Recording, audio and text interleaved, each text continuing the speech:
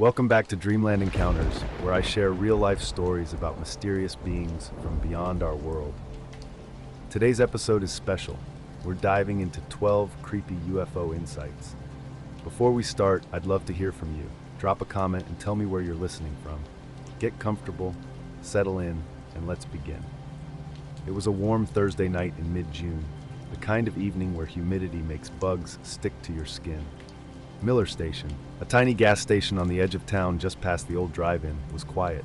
2 pumps, a single register, and a cooler that always hummed too loudly. 3 of us were working that night, me, Jenna, and Terrence. We usually staggered our shifts, but on Thursdays, we all closed together. While I mopped near the ice chest, Jenna restocked cigarettes, and Terrence stood outside smoking. The place was dead silent. No customers for maybe 20 minutes. Just the bug zapper ticking and overhead lights buzzing. Suddenly, the lights flickered. Not a complete blackout, more like a brownout. The cooler's buzz dropped an octave. The security monitor blinked. Fluorescent lights dimmed for about 2 seconds before everything returned to normal. I caught Jenna's eye. "You see that?" I asked. She nodded silently. We both glanced toward the front window. Terrence remained outside, leaning on the ice chest, smoking casually. He didn't seem bothered, so I assumed it was just a typical power glitch. Though the sky was clear, the air felt strange, thick and heavy. Jenna returned to her shelving, and I finished mopping. Minutes later, Terrence came inside without a word, walking past us to start sweeping by the doors. I asked if he'd noticed the light flicker. He just blinked. "What lights?" he said. I figured he might have missed it, maybe stepping around the side, so I didn't press further. We locked up 10 minutes later. Jenna left first, with me following about 30 seconds behind. I remember this moment vividly because I stopped to grab an energy drink from the cooler before walking out. As I opened the door, the drink slipped from my hand. I showed up around noon. Jenna was already there, sitting in the break room, quiet and not looking up when I walked in. Mr. Miller took me to the back office and pulled up the security camera footage. The camera pointed across the parking lot toward Route 6, capturing the pumps, street light, and a patch of sky above the tree line. When he hit play, the video showed Thursday night around 11:20. Terrence was outside leaning on the ice chest, just like I remembered. I was inside mopping, and Jenna was at the register. Around 11:26, the feed glitched for a second, which I also recalled. But when the feed returned, something strange appeared. 3 lights hung in the sky above the lot. They weren't bright like floodlights, but a dim, yellowish white forming a perfect, motionless triangle. No beam, no sound, no other source. These weren't lens flares or reflections. Faint shadows were cast on the pavement, soft but real, and they remained suspended for about 4 minutes. We continued our normal routines. I mopped, Jenna restocked, and Terrence smoked. None of us looked up or reacted. Terrence even walked right beneath them to toss his cigarette in the bin. The lights eventually faded out, not all at once. First, the left point dimmed and disappeared, then the top, then the right. It happened a few seconds apart, like someone powering down. Mr. Miller let the video run. Nothing else happened. Just us locking up, walking out. Jenna sitting in her car, me coming outside after cleaning up a spill. When I finally stepped out, she was sitting with the engine running, staring out the windshield. I waved, and she jumped as if just noticing me, then drove off quickly without a goodbye. Terrence was still inside, saying he needed to do inventory because we were behind. I didn't argue. I got in my car and drove home. The next morning around 10, Mr. Miller called. He wasn't angry, just strange. "You know anything about the lights?" he asked. I thought he meant the power flicker and said yes. But he clarified, "No, not that. The parking lot lights." I had no idea what he meant, and he didn't explain much, just asked if I could come in early to take a look at something. The night seemed ordinary until I noticed something odd on the surveillance footage. I'd watched it multiple times, and each viewing revealed the same peculiar detail. 3 lights hung motionless in the sky above the lot, big enough to obscure stars but low enough to be clearly visible. Strangely, I couldn't recall seeing them before, which was unusual given how prominent they were. I tried calling Jenna, but she didn't pick up. Her delayed text response, "What lights?" didn't provide any clarity. During my next shift, I mentioned it to Terrence. He dismissed it as a potential technical glitch, but his repeated glances toward the sky suggested he was more unsettled than he let on. A few nights later, an older man in a Chevy Suburban stopped at the pump and came inside to pay. He asked about a possible drone show from Thursday night.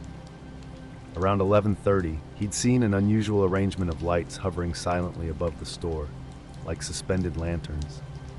He'd never witnessed anything like it before and admitted it had creeped him out.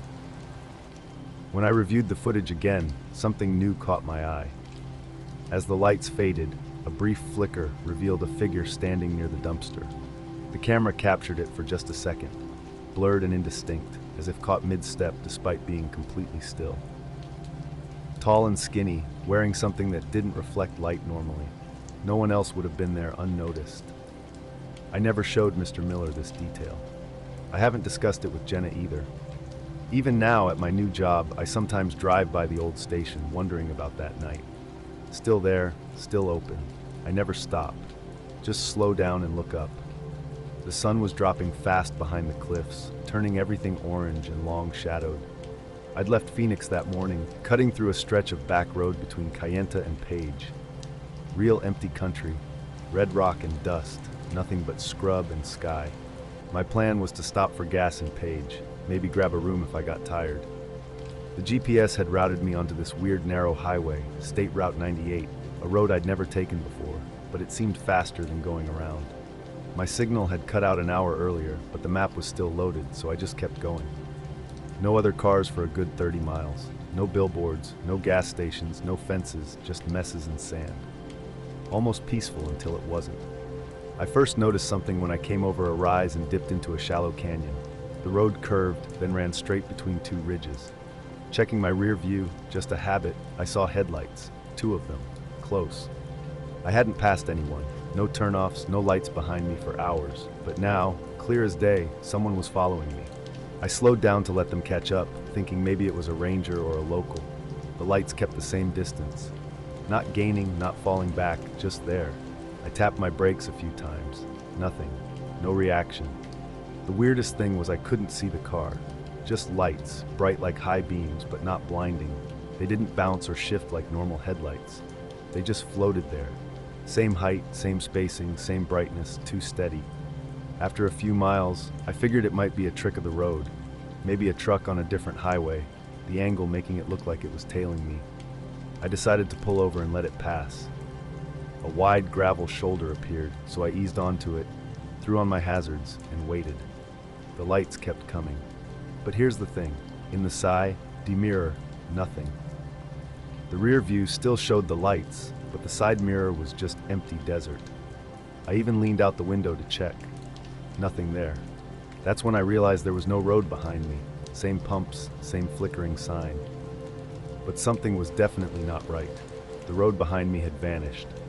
One moment I was driving on smooth asphalt with clear yellow lines, and the next, nothing but scrubland stretched out where the pavement should have been. I checked my surroundings, convinced I must have missed a turn, but my tires were still firmly on the road. Stepping out of the car, I felt the wind pick up, carrying that distinctive dry desert heat. Walking behind the vehicle, I confirmed my suspicion. The road simply ended right where my back tires sat. No trace of pavement extended backward as if it had been erased. Back in the driver's seat, I checked the rearview mirror. Lights still lingered behind me. I started driving again, maintaining a steady pace while watching the mirror intently. The lights remained stationary, then abruptly disappeared without fading or being obscured by a road curve. An uneasy feeling washed over me, not relief, but a sense of being observed. As the sun dipped low, casting the desert in a flat gray tone, my headlights began to flicker. I tapped the dashboard, assuming a loose wire was to blame. The rental had been making strange sounds since I picked it up. Moments later, the engine whined softly, RPMs dropping as the car jerked briefly before smoothing out. Something moved ahead. A quick, low shape crossed the road, too fluid to be a coyote. It glided rather than ran. I slowed down, but found nothing. No tracks, no shape melting into the brush. The air grew heavy, no longer hot but thick with an inexplicable tension. Static erupted from the speakers, despite the radio being off. A low hiss rose like an approaching storm. I tried adjusting the knob, then attempted to shut the stereo off completely, but it remained unresponsive. The hiss built to a crescendo before cutting abruptly to silence. That's when I noticed the sky. Though not fully dark, stars already dotted the landscape, except directly overhead, where a perfect starless circle hung, empty and ominous. I was driving through the desert, everything around me blank and still. The landscape looked too precise, almost unnatural. Miles down the road, I spotted lights, not behind me this time, but floating low off to the side, maybe half a mile out. At first, I thought they might be a drone or a tower. Then they split, moving in opposite directions. Both rose simultaneously, dropped in sync, and vanished. I pulled over, needing to catch my breath. Stepping out of the car, I noticed a faint, high-pitched humming in the air. It reminded me of a TV playing in another room. After about 30 seconds, I heard something behind me, a soft crunch. I spun around. Nothing. Another crunch, closer this time. I couldn't see anything, but something was moving through the brush just out of sight. Quickly, I got back in the car and locked the doors, speeding down the road faster than I should have. As I approached Page, about 20 miles out, the landscape started to change. Fence posts and distant lights appeared, signaling a return to civilization. The moment I entered the town limits, everything stopped. The static, the humming, the strange pressure in the air, all vanished. I pulled into a gas station and sat in the lot for 10 minutes, staring at the lights, other people, and the pavement, normal things. When I checked the car's trip meter, something was off. I should have driven around 130 miles that day, but the meter showed only 89. The road behind me looked completely normal. 2 lanes, yellow stripes, tire marks. But something didn't add up. Years later, I found myself sitting at my kitchen table late one night, surrounded by old radar logs from 1983. My last year as a radar operator at a small monitoring station near Lake Michigan's southern shore. It was typically a quiet job, tracking commercial flights and occasional storms. Most people assumed my work was boring, just watching dots on a screen during routine shifts. But occasionally, weird things would appear. Unexplained glitches and unidentified blips that no one could explain. Back then, I pulled out the old logs from a dusty box in the basement, forgotten under a pile of papers I thought I'd discarded years ago. Flipping through the pages, I noticed clusters of entries from the summer and fall of 1983, marked with precise timestamps. The radar showed dozens of blips moving in patterns that defied logic. These weren't just random movements. They looked coordinated, flying in tight formations with impossible maneuvers, sharp angles, sudden stops, and accelerations far beyond any known aircraft's capabilities. Determined to understand, I began cross-referencing the data with flight records and weather reports. Nothing matched. No planes, helicopters, or storms aligned with these tracks. Radar stations reported nothing, and air traffic control logs remained blank during those periods. One night in late October 1983 particularly stood out. Around 9:45 p.m., for nearly an hour, unregistered blips appeared on the screen. They darted in tight circles, then split into groups that moved independently yet seemed eerily synchronized, almost like a school of fish underwater. My partner Tom and I exchanged worried glances as we watched the screen. The movements were smooth, but utterly unnatural. Sudden 90-degree turns, hovering motionlessly, then accelerating at speeds that would have destroyed any known mechanical system or human pilot. We called the supervisor and reported our observations. The response was disappointingly routine. File a standard report and continue normal operations. The logs were marked as unidentified, with no threat assessment, no follow-up, no explanation. Years later, I discovered others from nearby stations had witnessed similar phenomena. Nobody discussed it openly, and the military showed no apparent interest, or if they did, they remained silent. What truly unsettled me were the radar tracks that seemed to interact with the lake itself.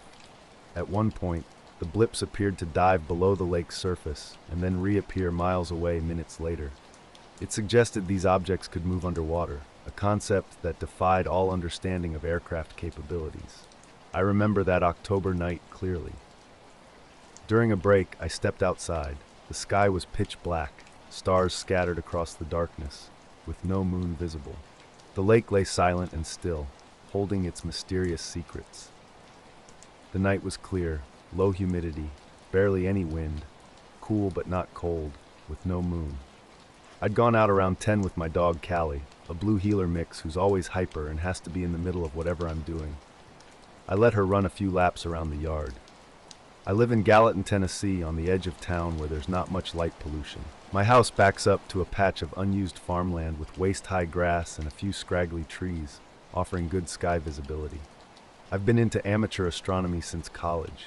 Nothing serious, just a backyard setup. I've got a Skywatcher 10 in Dobsonian, and I usually take it out on weekends when the weather's decent. Around 1 a.m. I was out in the backyard when I saw it. The scene was calm, glassy. I stood watching, half expecting to see something in the sky or on the water, but nothing visible showed up, just silence. The weirdest part came after an hour of strange activity when the radar suddenly went dead for about 10 minutes. No signal, no noise, just blank. Tom and I were ready to call maintenance, but the system came back online as if nothing happened. No errors logged. When I checked the data later, those blips had vanished completely during the outage, like they disappeared through the blackout. I kept these logs private, mostly out of habit and maybe fear of being dismissed as a crazy old man. But going through the records again, I'm realizing how odd it all was, how much it doesn't fit into any usual explanation. Sometimes when the house is quiet and the wind is low, I imagine what it was like that night. Those shapes moving silently over the lake, patterns no plane or bird could match. A radar screen lighting up with impossible formations. It's strange knowing something was out there, close enough to detect but invisible to the eye, leaving no trace beyond blinking dots on an old screen. I've never tried to reach out to anyone about this. It feels like something meant to stay buried in those dusty logs between the routine reports and weather data. But looking at the pages now, I can't shake the feeling that whatever it wasn't just a glitch or a mistake. It was real, and it was watching over Lake Michigan in 1983. I don't know what else to say. Maybe someone else will make sense of it one day. But for now, I'm just glad I'm here safe and still able to remember. I was out doing some routine stargazing, nothing special. The night was clear, and I'd already tracked a few satellites and made some notes. Around 12:45, I started scanning the northeastern sky, trying to locate M33, the Triangulum galaxy. While adjusting my focus and alignment, something caught my eye. There it was, a perfectly round, dark circle against the starry backdrop. Not glowing, not blinking, just a black dot that seemed surgically cut from the sky. At first, I thought it might be a plane's shadow, but its movement was different. Through my telescope, the object appeared completely flat and featureless, with no discernible texture. I double-checked everything, cleaned the eyepiece, verified my alignment, but the object remained. It drifted slowly westward-southwest, maybe 10 degrees every couple minutes. Its altitude seemed to be under 10,000 feet, which struck me as odd because the ground wind was moving in the opposite direction, a light northeast breeze. Stepping back from the telescope, I couldn't see anything with my naked eye. But through the scope, the object was unmistakably present. Strangely, my dog Callie chose that moment to sit beside me, which was unusual. She typically runs around during my stargazing, but now she was still, seemingly tracking something in the sky. Returning to the telescope, I continued observing. The black disk moved silently, completely featureless. No lights, no reflections, just a smooth, steady progression against the clear sky. After about 20 minutes, it passed behind some distant tree branches, confirming it wasn't an optical illusion and had actual depth. Then abruptly, it stopped, completely, hanging motionless in the sky, neither climbing nor descending. I waited, expecting some movement, but nothing happened. I manually adjusted my telescope to keep it in frame, and it remained stationary for about 4 minutes. I was up before sunrise like usual around 5. Early April, with that chilly morning settling into my fingers before the sun crept over the trees. Frost glazed the grass, my breath hanging visible in the air. My place sits about 15 miles outside Luna, Colorado. Flat land, few neighbors, mostly dry grazing pasture, with an old windmill pump that's been sputtering since February. I've got 18 head of cattle, mostly Hereford mixes, and 2 mules named Dot and Charlie. That morning, I walked the fence line with my coffee, counting the herd as I always do. They were bunched up near the east fence, huddled together like they do when the wind shifts overnight. But one cow stood apart. Nora, a 6-year-old doe, with a typically calm temperament, not prone to spooking or wandering. She was about 60 yards from the others, dead center in the lower field, just standing there. No signs of injury, no limping, no indication of a fall. She wasn't grazing, chewing, or even flicking her ears like usual. Earlier that night, something strange had happened. Minutes after I started watching the sky, an object began to shrink. Not turning or disappearing, just getting smaller in a straight line. Straight up, no lights, no engine noise, no contrail. I tracked it until it became too small to see. Suddenly, Key barked, once, short and loud, seemingly out of nowhere. She didn't bark at anything specific, just stood and barked at the empty sky. Then she ran to the back door and scratched, acting like she was done with something. I packed up and went inside, not even logging the observation. The next morning, I took binoculars to the field, wondering if maybe a drone had crashed. I found nothing. No tracks, no gear, no lights, no debris. Curious, I asked my neighbor Eric if he'd seen anything unusual in the sky.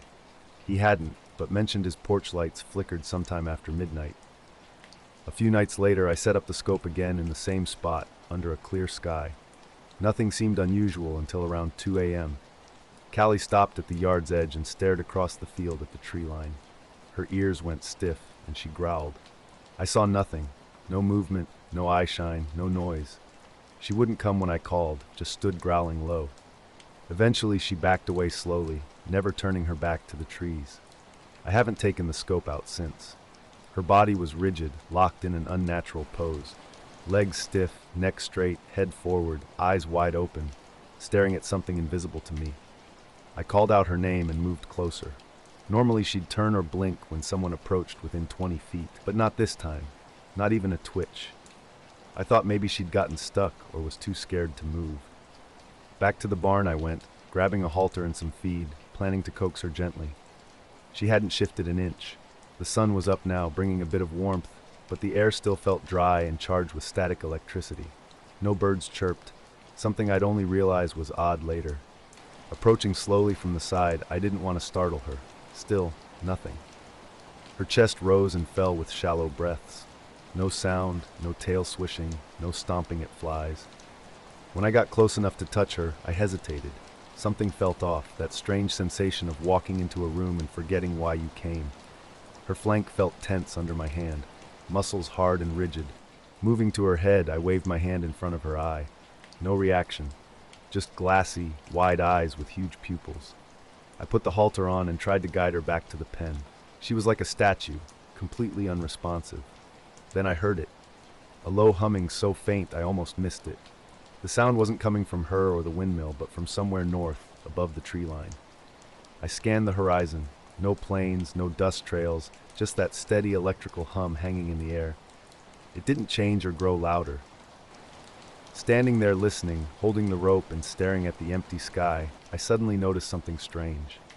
Nora's eyes were moving, slowly tracking something from left to right. Her head remained perfectly still. I followed her gaze but saw nothing, just empty air. The sun was high enough to illuminate everything, yet I saw absolutely nothing. The humming abruptly stopped, as if someone had flipped a switch. Nora blinked. Then she staggered, her legs seeming to remember how to function. One shaky step, then another. A low, drawn-out bellow escaped her. She moved like she'd just come out of anesthesia, clumsy and dazed. When I walked her back to the pen, she went straight to water and stood the air for a while before drinking. I checked her over carefully. Eyes, mouth, hooves, no wounds, no swelling, just that dazed look. She stayed like that most of the day, barely moving. Around dusk, she ate a little hay. That night, I walked back out to the same spot in the field. The moon was about half full, with no wind and no clouds. I stood where she'd been. Nothing unusual. No prints besides mine and hers. The grass wasn't burned or pressed down, but it was quiet. No frogs from the pond, no night birds. Even the windmill had stopped creaking. I stayed maybe 15 minutes, feeling watched the whole time, though I couldn't tell from where. Next morning, she was back to normal, acting like nothing had happened. She ate fine, Walked fine, no stiffness, no hesitation. A couple days later, I called the vet and told him what happened. He said sometimes cattle freeze like that during a seizure or after being stunned by lightning. Said, but we hadn't had a storm in over a week. He came out, ran some tests, checked her blood and eyes. Nothing out of range, no parasites, no infections. I didn't tell him about the sound or her eyes tracking something invisible. I didn't know how to explain it without sounding crazy. A week later, I noticed a black circle on the north side of my barn's tin roof, about the size of a dinner plate. Perfectly round. Not a stain, just a patch where the metal looked faded, like it had been bleached or sanded smooth. I tried scrubbing it, didn't come off. Paint won't stick to it. Nora's fine now, same as always, but she won't walk past that lower field anymore. Not even close. This happened 2 summers ago. I'd been retired about 4 years then, after 38 years as a commercial pilot, mostly domestic routes out of Denver. No incidents. I know the sky. I know what moves, how, what lights belong to what. You get it burned into you after that long. My place is up in the Adirondacks on a little private lake about 45 minutes east of Old Forge. I split time between there and my daughter's place in Albany. But in the summers, I stay out here as much as I can. It's quiet, just loons, trees, and water. One quiet summer night in mid-July, I was out back around 10:30, bourbon in hand, enjoying the clear sky. Stars blazed overhead, with no moon or clouds in sight. Jasper, my old husky mix, was padding around the dock's edge, doing his usual sniffing routine. The night felt typical, windless and warm. But something caught my eye. A strange patch near Orion looked off. It wasn't moving or blinking, just a blank area that seemed different. When I walked to the dock's edge and looked closer, I realized it was a shape, not round, but a stretched, slightly crooked oval. This wasn't something you'd notice casually. It had no lights, no clear edges. What struck me was how it blocked stars. A small cluster near Orion would simply vanish when I looked at this dark mass. Not dim, completely gone, as if something was physically blocking my view. Jasper noticed it shortly after I did. His ears went flat and he let out an unusual whine, something he only does when scared or in pain. As I knelt beside him, I watched the shape drift slowly, seemingly northeast, but with an unnatural smoothness. No aircraft or weather balloon moves like this. It held its shape perfectly, drifting as if pulled by an invisible force. Curious, I grabbed my mid-range Nikon binoculars. Strangely, I couldn't focus on the shape itself. My eyes would slide right off it, even though the surrounding stars remained crystal clear. For about 5 minutes, Jasper paced nervously on the dock, tail tucked. Then, without warning, the shape simply vanished. Not zoomed away, just disappeared. One moment it was there, the next, gone. I was out late one night when something blocked the stars. Cassiopeia vanished, and suddenly the full sky was back, just like that. Lay. Complete silence surrounded me. No wind, no noise. Thinking I might have had too many drinks, I went inside and made coffee. I sat in the living room for an hour, waiting to feel ridiculous. But the feeling wouldn't go away. Something had been above me, closer than just high in the sky. I needed another perspective, so I told Scott, a buddy who flew KT-10s. He was the kind of guy who might take me seriously. He didn't laugh, but he rubbed his chin and muttered, "Weird," before changing the subject. The next night, I returned with Jasper, a lawn chair, and a notebook. We waited. The sky was clear, stars everywhere, no black spots. Around 11, Jasper started acting strange again. He went rigid, staring at the tree line behind us, not the sky. A low growl escaped him. Nothing was behind the cabin except forest. I stood and looked. No wind, no animals, not even crickets. Just silence. Jasper stayed frozen for about 30 seconds, then suddenly sat down hard, like someone pressed him down. He didn't move for the rest of the night. I stayed out until almost 1, but nothing returned. A week later, I casually asked the hardware store owner about strange sky activity. He hesitated before saying no, then asked about power issues. I said everything was fine, but he mentioned his place had flickered out for 30 seconds on the same Tuesday night I saw the shape. Now Jasper won't go near the dock after dark. I've tried coaxing him, but he stops halfway, looks up, and backs off. I've seen plenty in my time: weather balloons, satellites, stealth bombers. I've flown over 3 continents. But this was different. Whatever it was, it didn't move like anything I've seen before. Just there, blocking the sky like a thumb over an eye. Present, then gone. Not flying, not moving, yet somehow moving. I've never experienced anything like it. Later, I set up my camera trap deep in the woods, near the creek bend where deer and foxes usually roam. It was a damp, gray, late October afternoon, the kind that fills the forest with the scent of wet earth and fallen leaves. For months I'd been working on a wildlife photography project, mostly alone, trudging through mud and over roots, waiting for the perfect shot. My border collie mix, Pippa, usually accompanied me. She's quiet and sharp-eyed and doesn't scare off the wildlife. That day seemed like any other. I was hoping to capture some bucks just before dusk. The location was ideal. Thick brush on one side, a clearing on the other, with enough cover to hide the camera without disrupting the natural environment. I mounted the camera on a sturdy branch about 5 feet high, angled toward the creek where I'd previously spotted tracks. After testing the motion sensor, I packed up and headed back with Pippa. The sky was heavy with low clouds promising rain, and I'd brought only my usual backpack and camera trap. A week later, I returned to retrieve the footage. This part of the forest is rarely visited, with only the occasional hiker or hunter passing through. The path to the creek is narrow and overgrown, so I moved carefully to avoid making noise. The camera was exactly where I'd left it, still securely fastened. Pippa sniffed around, seemingly unconcerned. At home, I immediately inserted the SD card into my laptop. The initial footage was typical: squirrels, rabbits, a fox moving through the brush, a deer family drinking at the creek. But halfway through, something strange occurred. 5 frames out of hundreds were corrupted, filled with static and digital noise. The camera had clearly been triggered by something, but the image wouldn't load properly. Initially, I assumed it was a technical glitch or damaged card. However, the timing was peculiar. The corrupted frames were concentrated in a couple of seconds, right in the middle of the video and directly where the creek is visible. I zoomed in and nest the static as much as possible. Through the interference, the edges of a tall, thin figure standing upright began to emerge. I first noticed the strange shape on my trail camera nestled among the trees. The figure was barely recognizable, humanoid, yet blurred as if the camera struggled to capture its essence. This wasn't like any animal or person I'd encountered on these trails before. When I showed the frames to my photographer friend, he suggested camera glitches from unusual light reflections or rapid movement. But even he admitted something felt off, especially since the rest of the footage looked perfectly clear. Driven by curiosity, I returned to the spot with Pippa the next day, walking the trail slowly and carefully. I tried rationalizing what might have caused those corrupted frames. A deer crashing through underbrush, perhaps a hunter in camouflage. Yet nothing quite fit. The surrounding trees remained undisturbed, no broken branches, no footprints near the camera.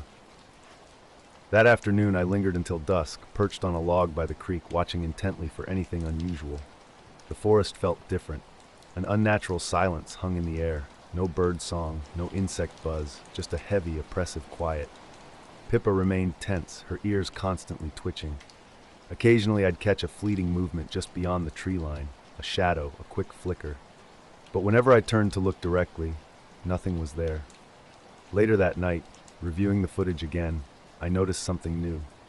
In the frames surrounding the corrupted images, a faint shimmer drifted through the air, like heat haze or a thin mist, but appearing only briefly around that mysterious figure. The next morning, I repositioned the camera closer to the clearing's edge, hoping for a better angle. I also left a voice recorder running as a precaution. Over subsequent days, I checked the equipment regularly. The recordings captured only typical forest sounds: wind, birds, distant branches snapping. One evening, while reviewing the laptop footage, movement appeared again near the same location. This time, the image wasn't blurred or corrupted, but strangely distant, as if viewed through frosted glass. A tall shape moved slowly among the trees, without revealing any clear details. Pippa began growling softly as I rewound the clip. I attempted to rationalize what I was seeing, a trick of light, perhaps fog or lens dust. But the more I examined the footage, the less sense it made.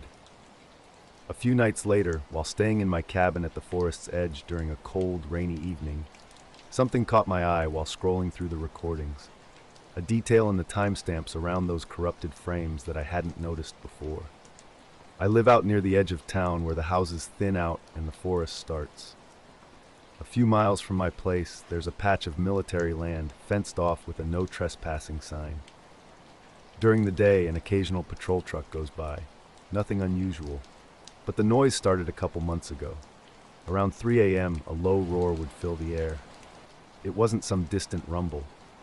These sounds felt like jets or military helicopters were racing right over the treetops, diving past my window, exactly at 3 a.m. every single time. At first I figured it was just training exercises. I'm used to hearing planes sometimes, but I'm also the type who tracks military flight information out of curiosity. So I started checking every time the noise happened. Nothing showed up. No jets or helicopters near my area at that hour.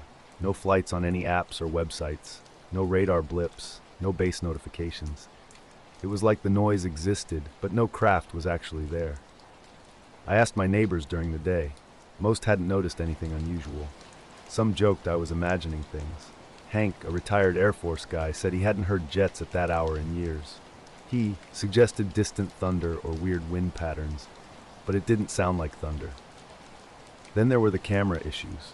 The frames were corrupted, timestamps were off by a few seconds, like the camera's clock glitched right when something appeared. I swapped out the SD card, and the strange appearances stopped. The forest seemed normal again with regular wildlife and no weird shimmer or shadows. Still, when I walk that trail alone, Pippa stops and stares into the trees. She doesn't bark or growl, just watches. Tense, I can't shake the feeling that whatever was there knew I was watching.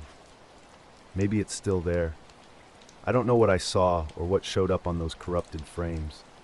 I just know the forest felt different for a while, like something was hiding in plain sight. The sound definitely wasn't wind. Every night at precisely 3 a.m., a low, powerful roar would fill the air, and my dog Luna would become unnaturally still. She'd stop whatever she was doing, ears perked up, tail motionless, watching the forest edge with an intense, silent focus. I began recording these mysterious sounds on my phone. The next morning, the audio playback revealed mostly static and low-frequency rumble. But listening closely, you could detect the roar building, then abruptly cutting off like someone flipping a switch. Whenever the noise hit, a strange vibrating sensation would ripple through the floorboards and windows. One cold, damp night around 2:50 a.m., I decided to investigate. Standing on my back porch, phone in hand, the forest behind my yard seemed quiet except for rustling leaves and distant owl calls. Then, exactly at 3 a.m., the roar began, growing louder like a wave rushing over me. I turned toward the tree line but saw only darkness. No lights, no aircraft, nothing in the sky, just that powerful, low noise.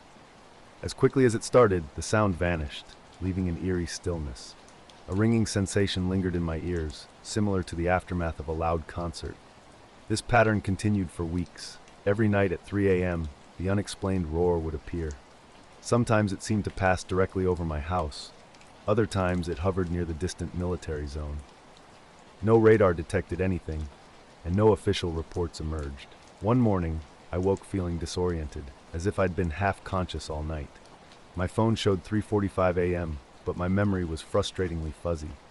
Throughout the day, I found myself zoning out, trapped in a strange, in-between state. Days later, Luna's behavior grew more unsettling. She refused to come inside when called, instead standing at the forest's edge, growling softly with raised hackles. My flashlight revealed only swaying trees in the night breeze. When the 3 a.m. roar arrived, an unusual smell accompanied it. Burnt rubber mixed with a metallic undertone that seemed completely out of place in the forest. Luna whimpered and immediately ran inside as the sound faded. I was driving back home from Portland late one Saturday night, cutting through the mostly empty farmland and forest patches along Highway 42. It was around 1 a.m., cold with a light fog that didn't interfere with driving. The road stretched long and quiet, with only my low-volume country radio breaking the silence. About 10 miles outside Reedsville, a figure caught my eye. A hitchhiker standing by the roadside, thumb extended, wearing a dark hoodie and jeans with a worn backpack. Later, strange sounds began haunting my nights. I'd leave the porch light on, scanning the darkness. Sometimes I'd catch a fleeting glimpse, a fast-moving shadow, or a metallic flash, but it always vanished before I could capture it on my phone. An unsettling sensation of being watched crept over me during those solitary outdoor moments. No footsteps, no visible presence, just an oppressive feeling pressing in from the surrounding trees. My neighbor Hank visited one evening at dusk. We discussed the mysterious noises and unexplained radar anomalies. He mentioned old Cold War experiments and secret technologies that could potentially disrupt radar systems, though he couldn't confirm any connection. That night, I attempted another recording. The familiar roar returned, this time accompanied by an eerie, rhythmic hum. It wasn't mechanical, more like a vibration that seemed to penetrate beneath the skin. Luna barked twice, then froze, staring intently into the woods. A paralyzing fear kept me from investigating. After several nights, the sounds abruptly ceased. The forest returned to its usual quiet, yet subtle oddities remained. My clock began losing minutes. My phone would lag when checking the time near 3 a.m., and Luna now avoided the forest's edge completely. I never shared these experiences with anyone. The truth is, I don't understand what happened or why it stopped. The military zone and forest stand silent, but I still find myself watching the clock as it approaches 3 a.m., half expecting that unexplained roar to return. I was driving down a long, straight road when I first saw him. Standing completely still, facing the road, he stared right at me as I passed by. His gaze wasn't angry or desperate, just fixed, like he was waiting for something, but not for me. After I drove past, I glanced in the rearview mirror. He remained motionless, still watching. I tried to shake off the uneasy feeling. People hitchhike out here all the time, right? About 5 minutes later, maybe 8 miles down the road, I saw him again. Same spot, same posture, same hoodie and backpack. But something was different. The road was straight, with no curves, and somehow he was back in the exact same spot, staring at me again. I slowed down, eyes wide, trying to rationalize what I was seeing. Maybe it was a twin or someone who looked similar. But his unnatural stillness didn't feel right. My speedometer read around 55 miles per hour. It couldn't be the same guy, I thought. Maybe the fog is playing tricks on me.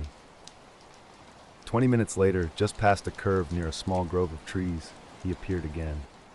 Standing motionless, hoodie up, staring directly at me. By now I was seriously freaked out. I wasn't superstitious, but this was beyond strange. How could he be back on the roadside after I'd already passed him twice? I nearly stopped the car. The crisp air around him seemed to shimmer in my headlights. It wasn't a shadow or reflection, but more like heat waves on a summer day, except it was cold. I rolled down my window, half expecting him to move or speak, but he remained perfectly still. The feeling he gave off wasn't hostile, but heavy, as if he was waiting for something that would never arrive. For a moment, I considered stopping or turning around, but something in my gut warned me not to. There was something fundamentally off about this guy. I sped up and passed him for the third and final time, the strange encounter etched into my memory. I was about halfway through a 3-day solo hike in the Klamath Mountains, deep in Northern California, where the Trinity River winds through dense forest. Early October brought mild weather, but the days were growing shorter and nights were getting cooler. I always avoid popular trails, and this one was no different. Thick trees and rugged terrain meant I was mostly alone out there. Just me, my pack, and Juno. Juno's a husky mix, lean, quiet, and smarter than me most days. She's usually calm on the trail, but always alert, her ears twitching at every small sound. We started late afternoon on the first day, planning to camp near a ridge overlooking an unseen valley. The sky was cloudy, a low gray cover that softened everything and blurred the shadows. About an hour before sunset, we stopped to rest by a small creek. Juno was sniffing around the bushes, probably tracking some small animal. Suddenly, she went completely still. This wasn't her usual alert stance, no tail wagging, no change in breathing. She just froze, ears forward, eyes fixed on the ridge above us. Later, driving home, the memory of that moment lingered. I was watching him in my mirrors, and he didn't move an inch. Then the headlights flickered, dashboard lights dimmed, and the radio cut out to static before falling silent.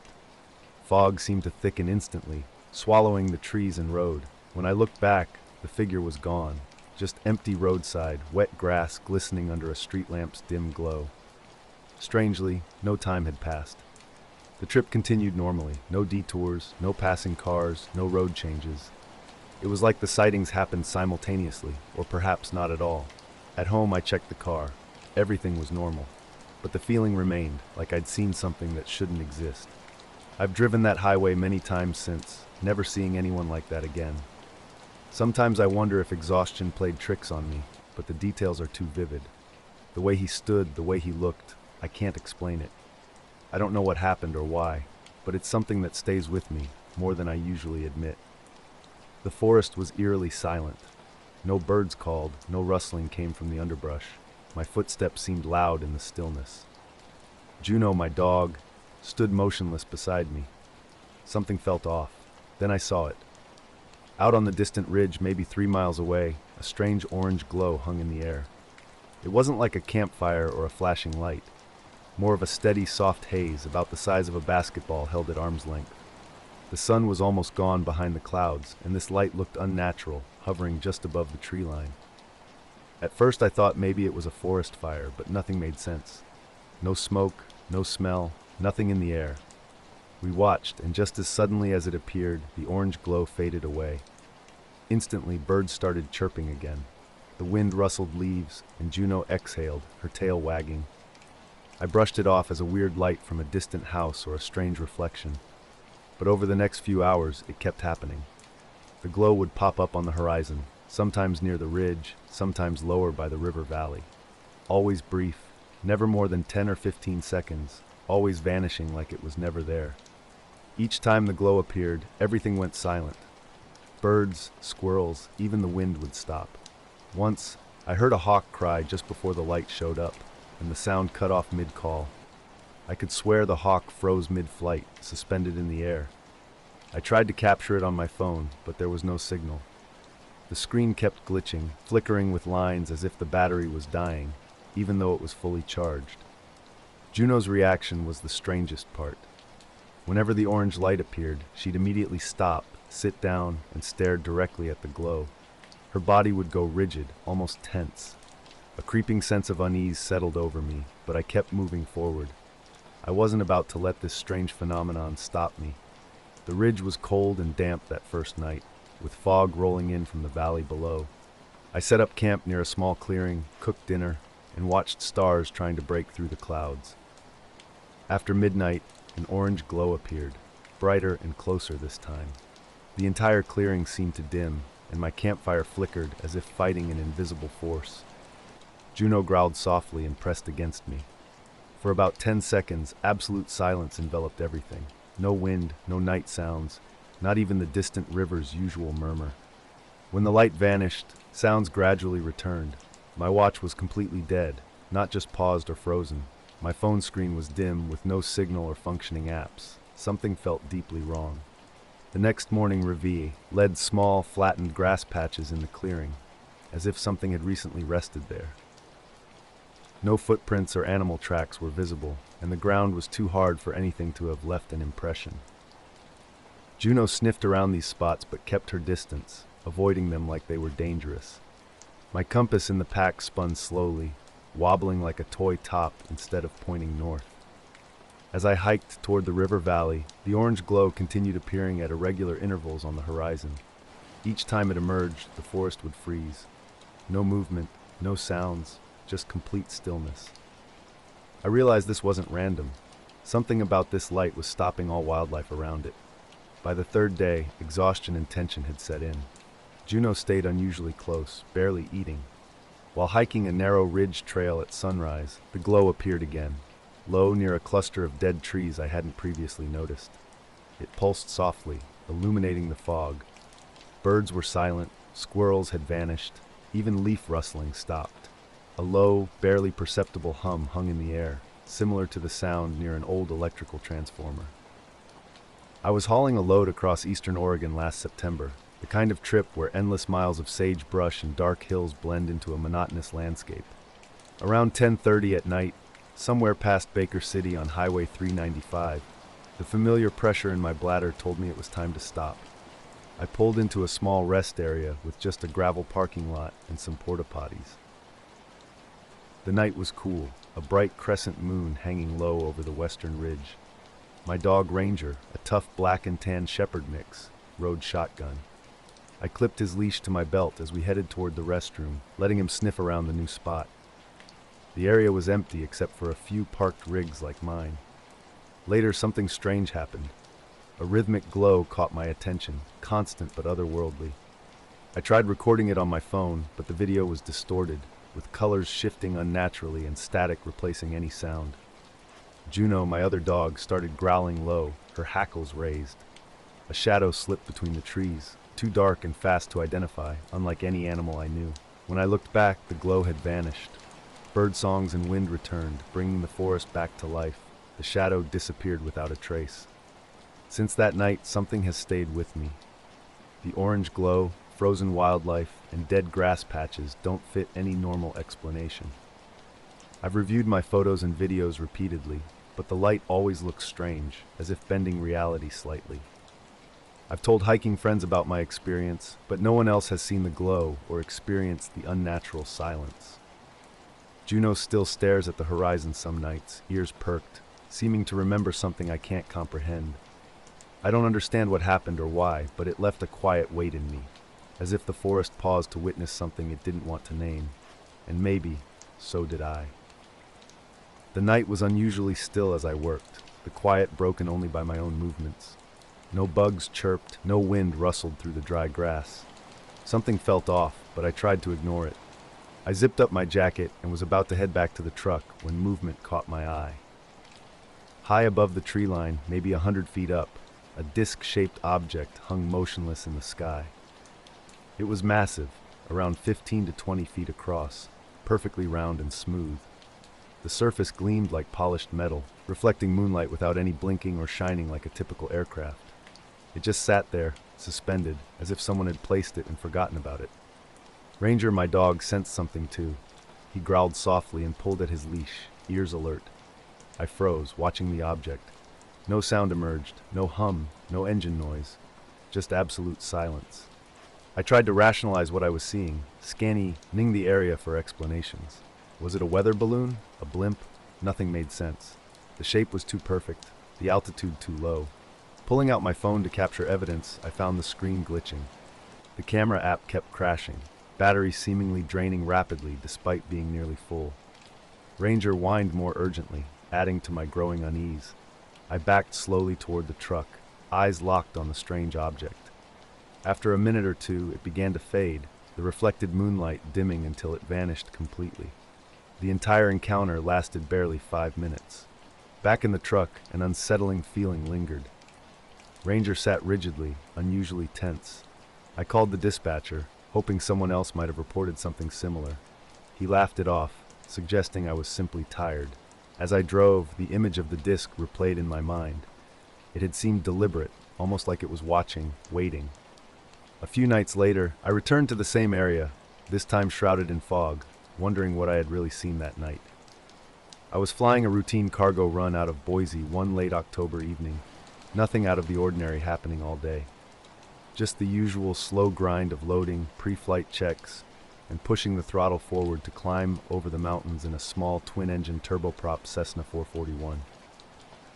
The weather was clear, a crisp fall night with a thin crescent moon hanging low, providing just enough light to outline the peaks below. I'd reached cruising altitude around 9,000 feet, with ATC as my only radio companion, keeping communication light since the airspace was quiet that late. My co-pilot Joe had just taken over, and I leaned back in my seat, staring out the window at the endless black sky sprinkled with stars. About 30 minutes into the flight, something caught my eye out the left side window. At first, I thought it was just a cluster of stars or distant city lights, but the shapes moved too deliberately to be natural. I rubbed my eyes and focused. There were distinct objects moving in a way that defied explanation. Months later, I found myself driving a familiar route, stopping at a rest area that now felt different. The night was cold, and Ranger, my dog, stretched beside me as I scanned the misty tree line. My phone started acting strange, with GPS jumping between non-existent routes and losing signal completely. Ranger tensed up, ears pinned back, staring into the fog. Suddenly, A low, soft blue glow flickered between the tree trunks. It wasn't bright enough to illuminate the area, but it caught my attention. The light pulsed twice and vanished as quietly as it appeared. Heart racing, I grabbed Ranger and jumped back into the truck, not wanting to stick around and see what might happen next. Since that night, I haven't returned to the rest area after dark. The disc-shaped object, the weird electronic glitches, and the strange lights feel like connected pieces of a puzzle I can't solve. I've shared the story with a few close friends, but most dismiss it as fatigue or tricks of the night. Yet I know what I saw, and I know Ranger never behaved like that before. There's something out there, just beyond the tree line, and I don't think it's going away anytime soon. 4 lights danced across the night sky in a loose diamond formation, but their movement was anything but ordinary. These weren't the predictable arcs of standard aircraft. Instead, they darted and zigzagged with impossible precision, defying every aerodynamic principle I knew. I motioned to Joe quietly, and he squinted, adjusting his headset. We watched intently as the lights shifted erratically left and right. They remained consistently bright and uniform in size, ruling out distant aircraft. No blinking navigation lights, just steady, intense dots hanging in the darkness. Curiosity got the better of me. I keyed the mic and contacted Air Traffic Co. Entrol. Falcon 57, do you have any traffic at our 12 about 5 miles out? The response was immediate and clear. Negative. No other traffic in your vicinity. No radar contacts except you and your co-pilot. Are you visual on the traffic? Affirmative, I reported. 4 lights moving in an unusual pattern, not responding to conventional flight rules. ATC confirmed. Roger that. No other known aircraft in the area. Joe and I exchanged a look. We were seasoned night cargo pilots, not easily unsettled. But this was different. Suddenly the lights froze midair, suspended for what felt like an eternity. Then, without warning, they rocketed upward, straight toward the atmosphere's edge, vanishing faster than anything I'd ever witnessed. The ascent was abrupt, like someone had simply flipped a switch. Silence filled the cockpit. When I tried to contact ATC again, the radio was dead. No static, no sound, just complete silence. I checked all communication switches. Everything appeared normal. Moments later, the radio crackled back to life. Falcon 57, you there? We had a brief comms glitch. Sorry about that. Copy that, I responded. No other traffic. Negative. You're the only blip on radar in this sector. I scanned the sky, but the lights had completely disappeared.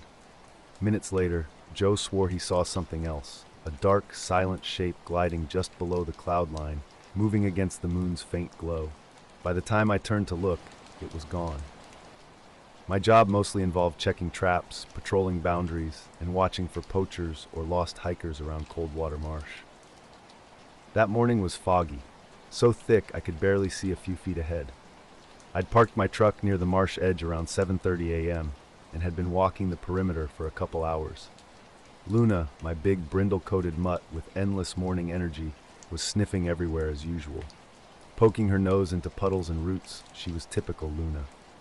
About halfway through my second loop, something unusual caught my attention.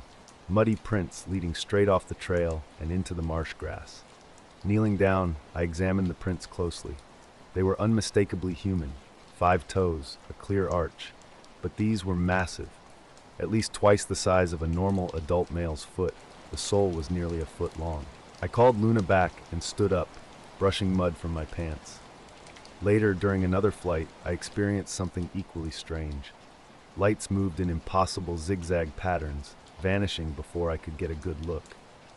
The rest of the flight passed normally, but a lingering feeling of being watched remained. After landing, I checked the official flight logs and radar tapes with the company's operations center. Nothing showed up.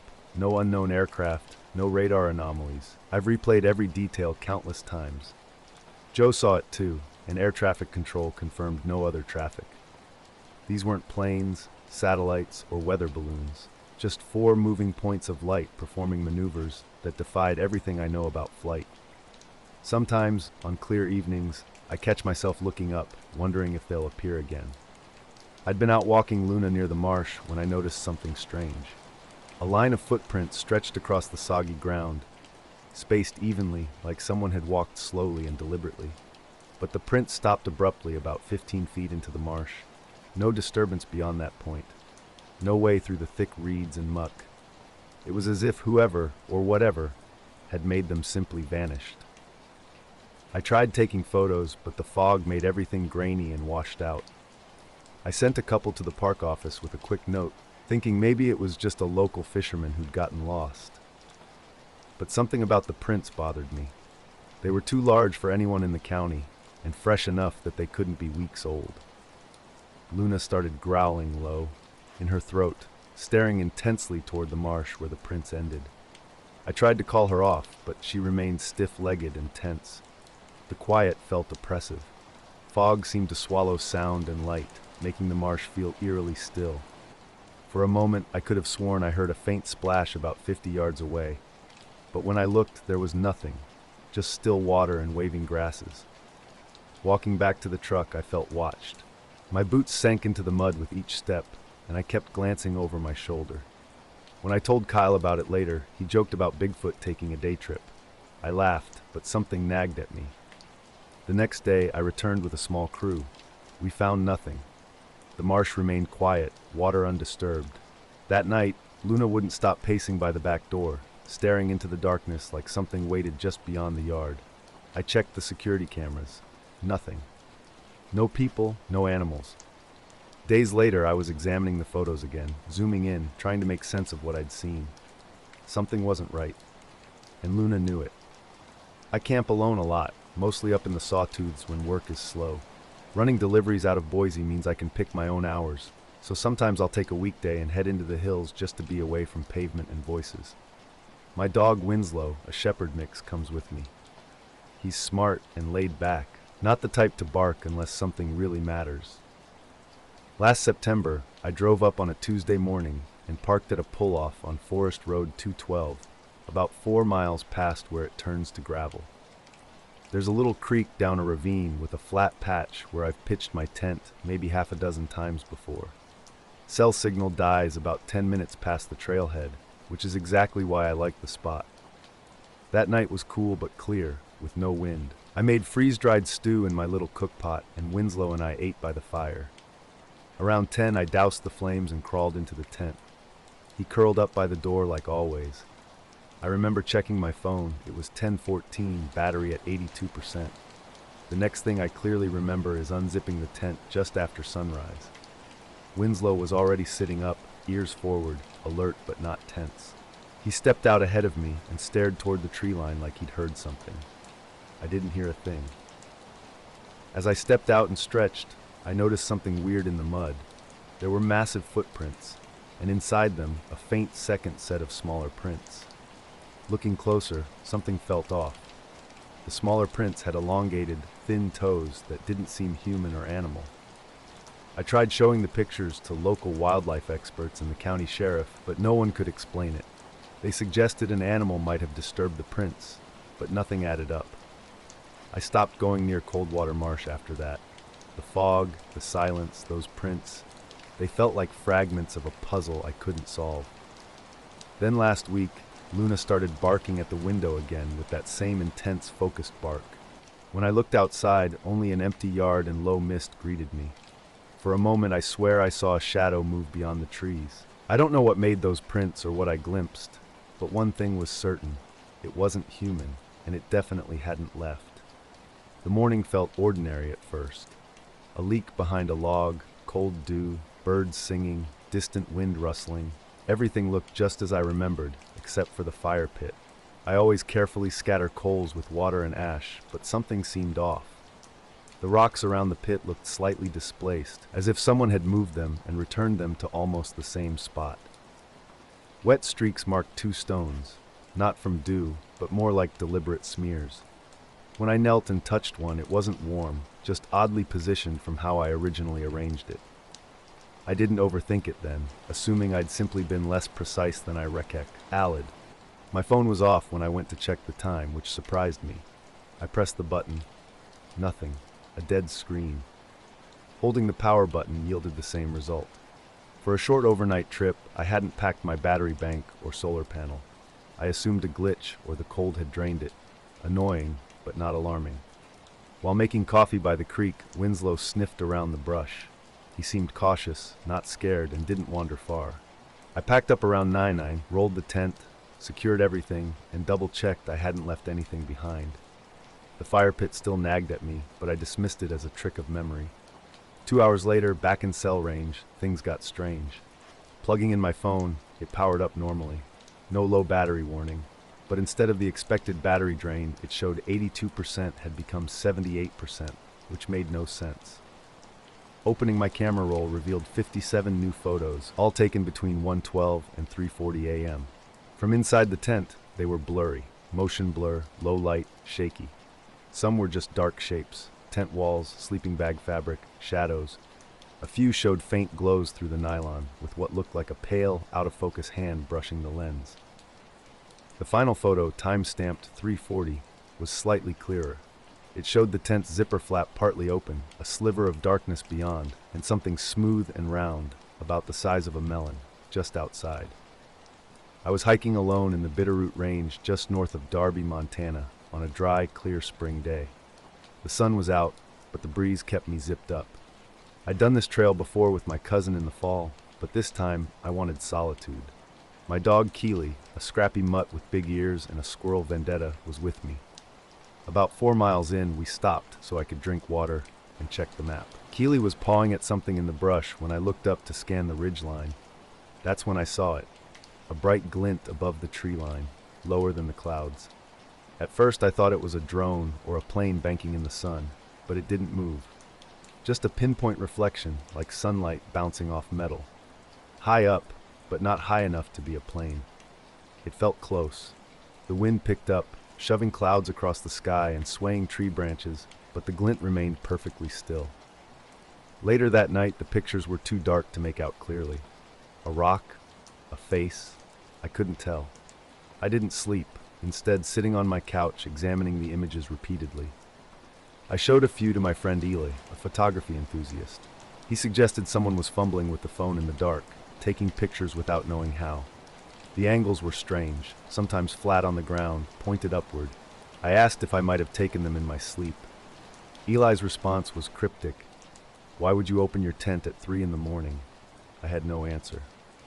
2 days later, I returned to the campsite with Winslow and a friend. We didn't camp, just hiked in and looked around. About 50 yards up the slope from my tent, we discovered something odd, a line of indentations in the moss. 5 or 6 marks, maybe 1.5 feet apart. Not deep boot prints, but narrow, evenly spaced pressure points, almost too uniform. Winslow's reaction was telling. He sniffed the marks, then backed off. No growling, no barking. He simply turned and walked back toward the trail. That was enough for me. I don't camp alone anymore. The glint hung there, unmoving. Key started growling softly, which wasn't like her. She usually only reacted to deer or big birds, but now her hackles were up and she stared intently upward. I knelt beside her, trying to distract her with jerky, but she wouldn't take it. Her low growl continued, as if waiting for something to descend. I stood and looked again. The glint remained unchanged. We kept hiking, and I decided to keep an eye on it, thinking it was probably a weather balloon or some lens flare. Every time we stopped, I checked. Still there. No sound, no movement. Even when a strong wind made the pine trees sway and creak, the object didn't budge. Around mile 6, we reached a clearing with a familiar flat rock. I let Keely off her leash and sat down to eat. The sky had partially cleared, with sunlight cutting through, though the wind persisted. I looked up again, still there. I attempted to photograph it, but my phone refused to focus, either blurring the image or washing out the sky. After a few tries, I gave up. Keely became restless, circling me and sniffing the air. Suddenly she stopped and faced the far tree line, completely rigid, her tail low. I called her, but she didn't respond. Then the wind died abruptly, as if switched off. An unnatural silence descended. No birds, no branches, not even the buzz of flies.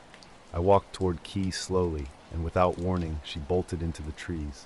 Not chasing anything I could see, just vanished. I shouted, waited, nothing. I called again, silence. I couldn't hear her tags, her paws, anything. Concerned, I ran after her. About 50 feet into the woods, the air turned cold. Not just shade cool, but refrigerator cold.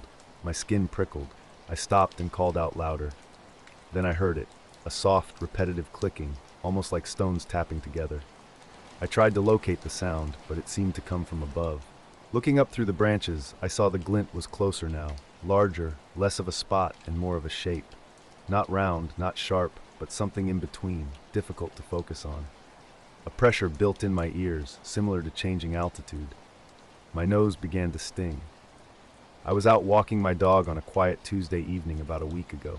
The sky was that grayish blue you get right after sunset, clear but not completely dark, with a slight chill in the air. We were on a trail I knew well, everything seeming normal until suddenly it wasn't. The wind stopped, dead silent. I turned and walked quickly toward the clearing, yelling for Keely the whole way. When I broke through the tree line, the wind roared back to life, branches swaying, sound rushing in. Keely stood frozen exactly where she'd bolted from, ears pinned back, legs trembling. I hit into her. She didn't move, didn't bark, just stood there like something had petrified her. Her collar was gone. I clipped a spare leash from my pack onto her harness and started back down the trail, focused only on getting to the car. No brakes, no food, not even a drink. Something was tracking us. A glint stayed just behind the trees, never in the same spot but always present, like it was pacing our retreat. Keely stopped once and growled low, crouching with her eyes locked on something invisible. I didn't look. I didn't want to see.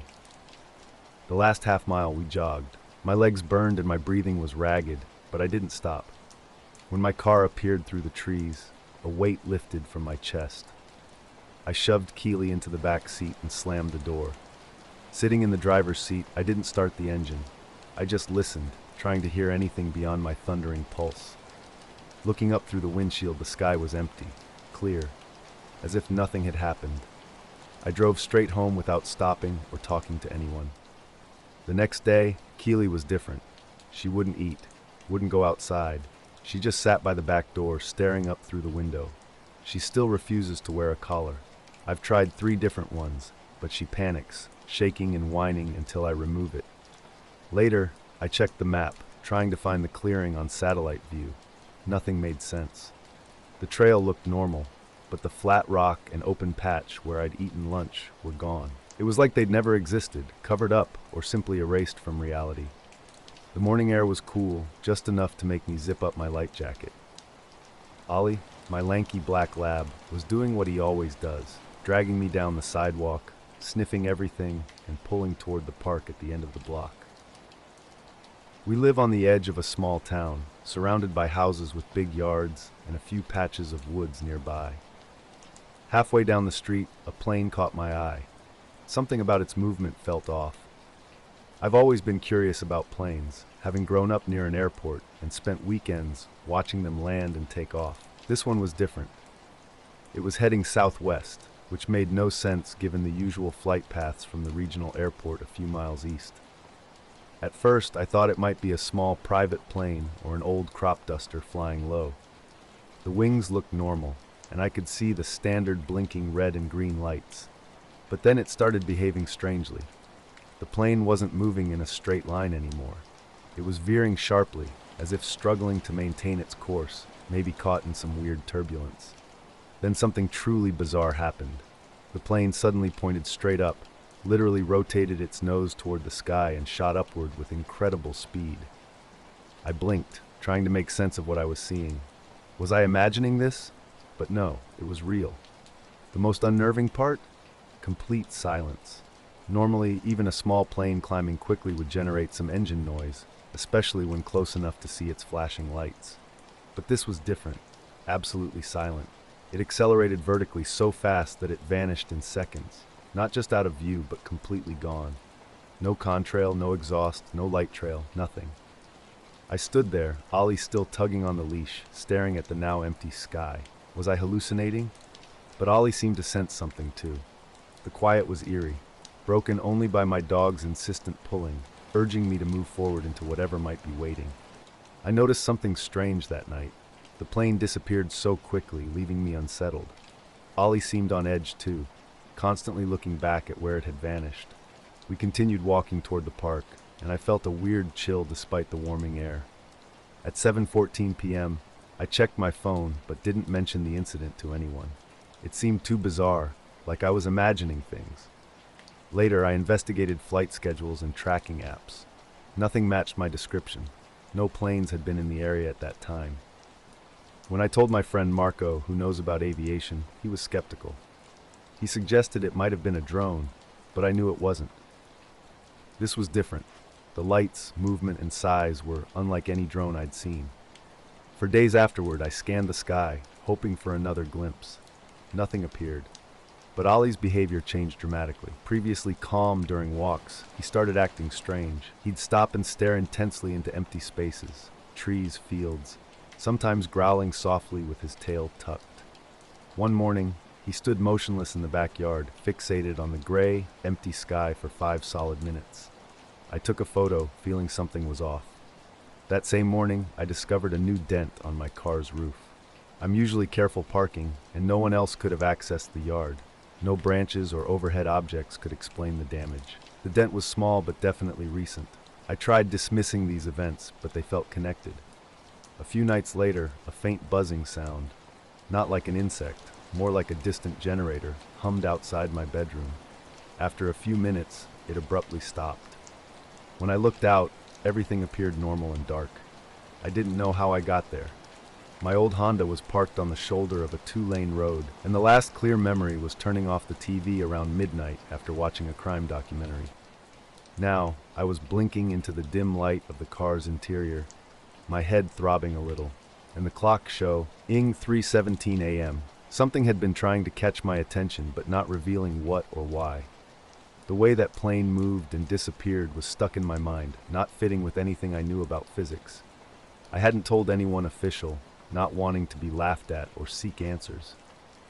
My scrappy terrier mix, Laya, was curled up on the floor behind the seats, snoring softly. Her ears twitched as I moved, and when I reached back to scratch them, she looked up tired but calm. I tried to piece together how I'd ended up here. Maybe I'd driven intentionally and forgotten. No, that didn't make sense. I'm careful with driving, especially at night, and there wasn't anything around for miles except this stretch of road surrounded by dense woods. The street lights were sparse, and trees pressed in close, their dark shapes flickering with the weak glow of distant headlights.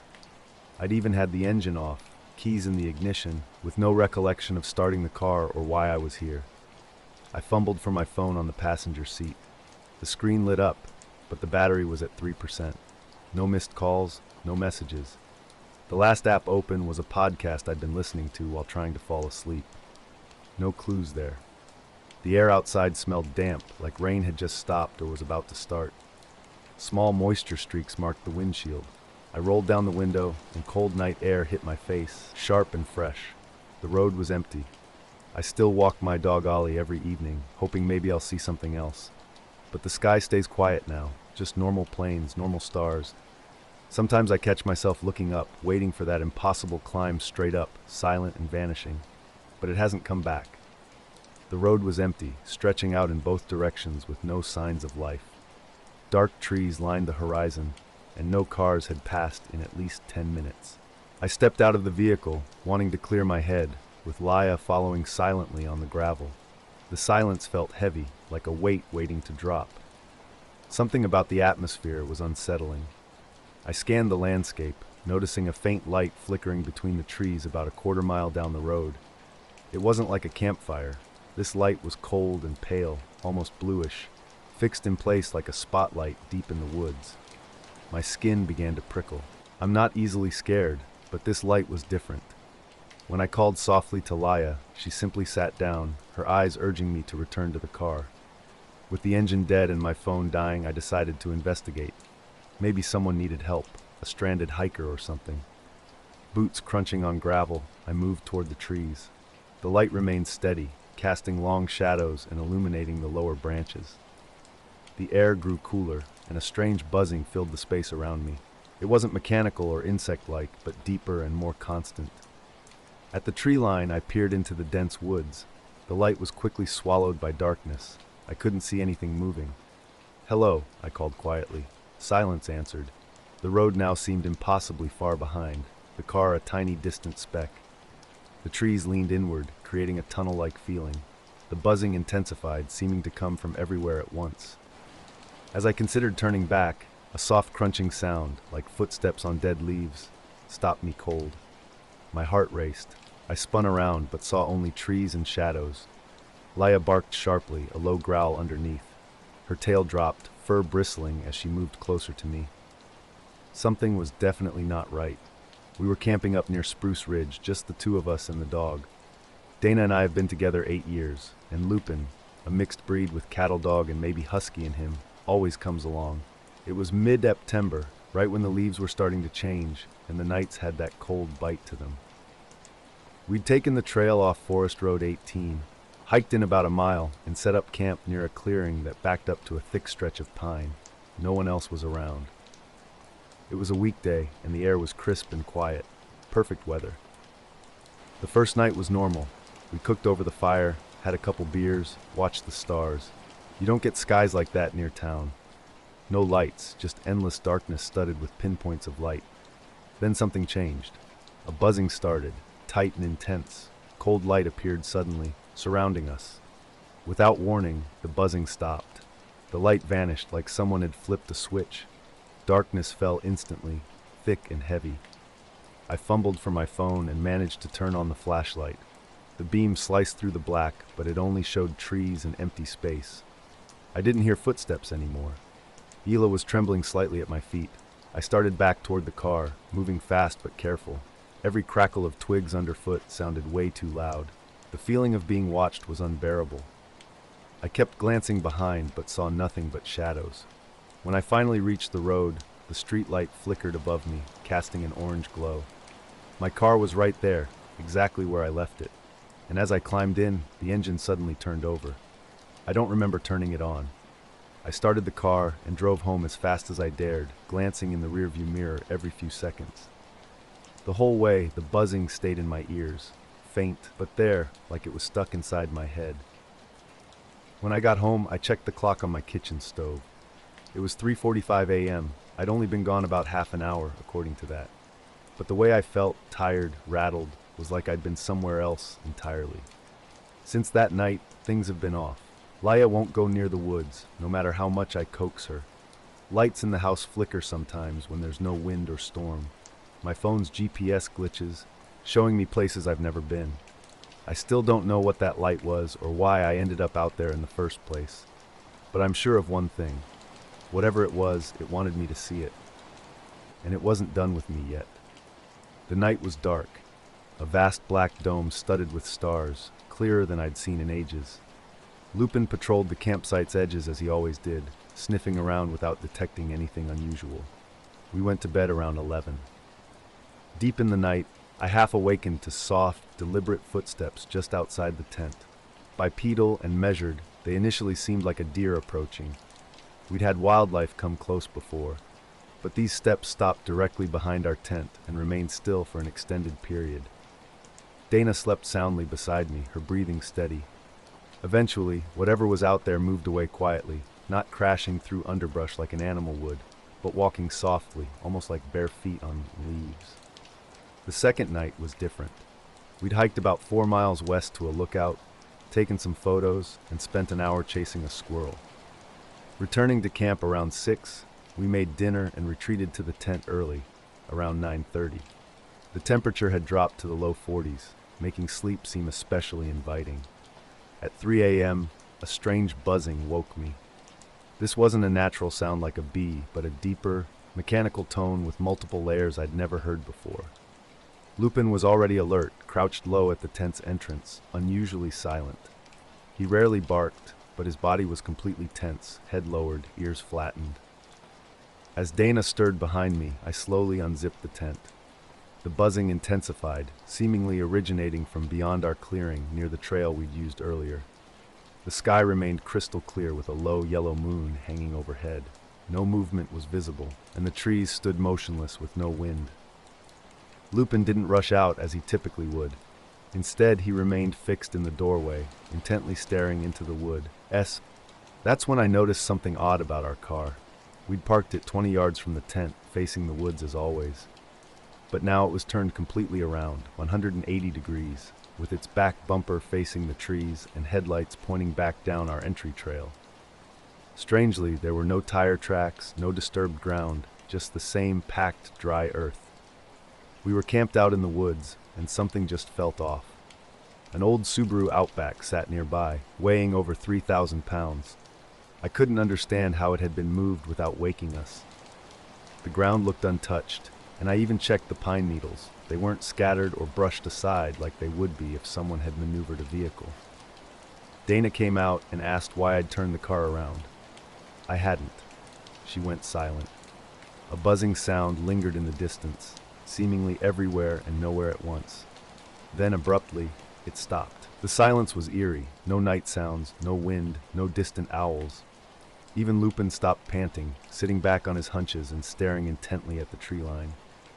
We stood watching, half expecting something to emerge from the woods. Nothing did.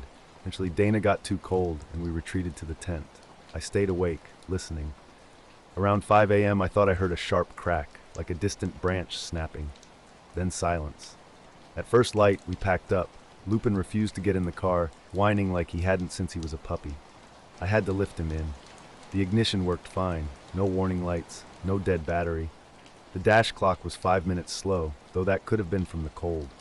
We drove out in silence, only speaking once we hit the pavement. Back home, I thoroughly checked the car. No damage, no scratches, no bent parts, no oil leaks. The tires looked untouched, not even a speck of dust displaced. We haven't returned to that spot. Dana never mentions it, and Lupin now rides in the back seat, refusing to go near the hatchback. At the time, I was working night shifts as a security guard at a mostly abandoned office park just outside Tulsa, with only a few small businesses remaining in the complex. Security jobs are usually quiet, predictable affairs. This one was different. The building itself felt frozen in time. Dusty carpets, flickering fluorescent lights that seemed straight out of the 1980s. My routine was straightforward. Patrol the grounds, watch the entrances, monitor cameras from the security office. That night in early November was unusually still. A thin fog had settled around midnight, making every sound feel amplified. My setup was typical. Lukewarm coffee, a box of donuts I was slightly embarrassed about, and the new drone camera system with thermal imaging and motion tracking. Around 2:30 a.m., something strange happened on the rooftop of Building C, the largest and oldest structure in the park. Initially, I saw what looked like a shadow moving along the edge. Then I heard the footsteps. Night roof footsteps have a distinct quality, muffled yet rhythmic, moving slowly and deliberately. I knew the building was locked. No maintenance was scheduled, no workers were around. I tried calling the main office, no answer. The intercom was dead. The drone camera feed was bizarre, showing only a weird flickering distortion where the footsteps should have been. It was like the air itself was glitching, shifting with each step, but no actual figure ever appeared. Deciding to investigate, I grabbed my flashlight and went outside. The parking lot was empty except for a few old cars from remaining businesses. Silence hung in the air, interrupted only by the distant highway hum. Looking up at the roof, I saw nothing. No footprints in the thin frost, no shadows, nothing out of place. I even climbed halfway up the fire escape, scanning the roof with my flashlight. Just cold tar and gravel greeted me. Back inside, I tried to ratio and analyze what I'd experienced. But then the footsteps returned, louder this time, slow and steady. The drone camera captured that same strange flickering again. I haven't gone back to that job since. Sometimes when it's quiet and I catch a glimpse of static on my TV or computer screen, I wonder if whatever was up there is still watching just beyond the edges of what we can see. The footsteps stopped, and the flickering paused, frozen like a bad TV signal. A low vibration pressed against my skin, making the hairs on my arms stand up. I kept watching the screen, unable to shake off the feeling. The flicker grew brighter, more intense, pulsing like a ripple through water. For a split second, I thought I saw a shape, maybe a shadow or a figure, but it vanished before I could be certain. I radioed the night manager. No answer. I called the local PD to check for any reports of trespassers or vandals. Nothing. Staying inside the security office for the rest of my shift, I kept my eyes glued to the screens. The footsteps never returned, but the drone feed's flickering came and went. Sometimes it was barely noticeable, just a tiny shimmer in the corner of the frame. Other times, it spread wider, pulsing gently like breathing. When my shift ended at 6 a.m., I packed up and left without looking back. The fog was lifting as the sun started to rise, and the place looked quiet and empty as always. Later, I checked the footage at home. The drone videos showed the flickering clearly, but never a person. No clear images, no clues. I've shared the story with a few coworkers, but they think I'm imagining things or that it was a system glitch. Maybe it was, but I still think about that vibration in the air, the way the flicker moved, and the footsteps that never had a source. It was early October in the Mark Twain National Forest, somewhere in southern Missouri. The leaves had just started turning, painting the woods in vibrant reds and oranges. The air was crisp and cool, making our breath visible with each exhale. Jesse and I set out in the late afternoon, hoping to cover a good chunk of the trail before dark. Jesse's dog, Ollie, a lanky mutt with ears that always flopped over one eye, bounced around excitedly. We were both hiking enthusiasts, though we usually stuck to more familiar trails. This time, we decided to explore something new. We were hiking a less traveled trail, away from the more popular spots. The quiet emptiness felt good. Just Ollie sniffing the ground, occasional bird calls, and the crunch of leaves underfoot. No cell service out here, which suited us perfectly. About an hour in, we stopped to catch our breath in a small clearing. That's when Jesse spotted something unusual. Deep in the forest to the northeast, strange lights caught our attention. At first, I thought they might be a campfire, but these weren't flickering like normal flames. 5 lights hung low, either just above the ground or on tree trunks, arranged in a gentle curve. They were rock solid in color, but here's what got weird. They shifted smoothly between colors. Blue would fade into green, then transition to red, then yellow, and finally a soft purple before starting over again. We stood frozen, watching. The lights remained completely stationary, seemingly embedded within the trees. As twilight deepened, they stood out sharply against the darkening forest. Ollie suddenly went completely still, staring in their direction with a stiff tail and a barely audible growl. "That's got to be a prank, right? Someone messing with LED lights," Jesse whispered. I initially agreed, but something felt off.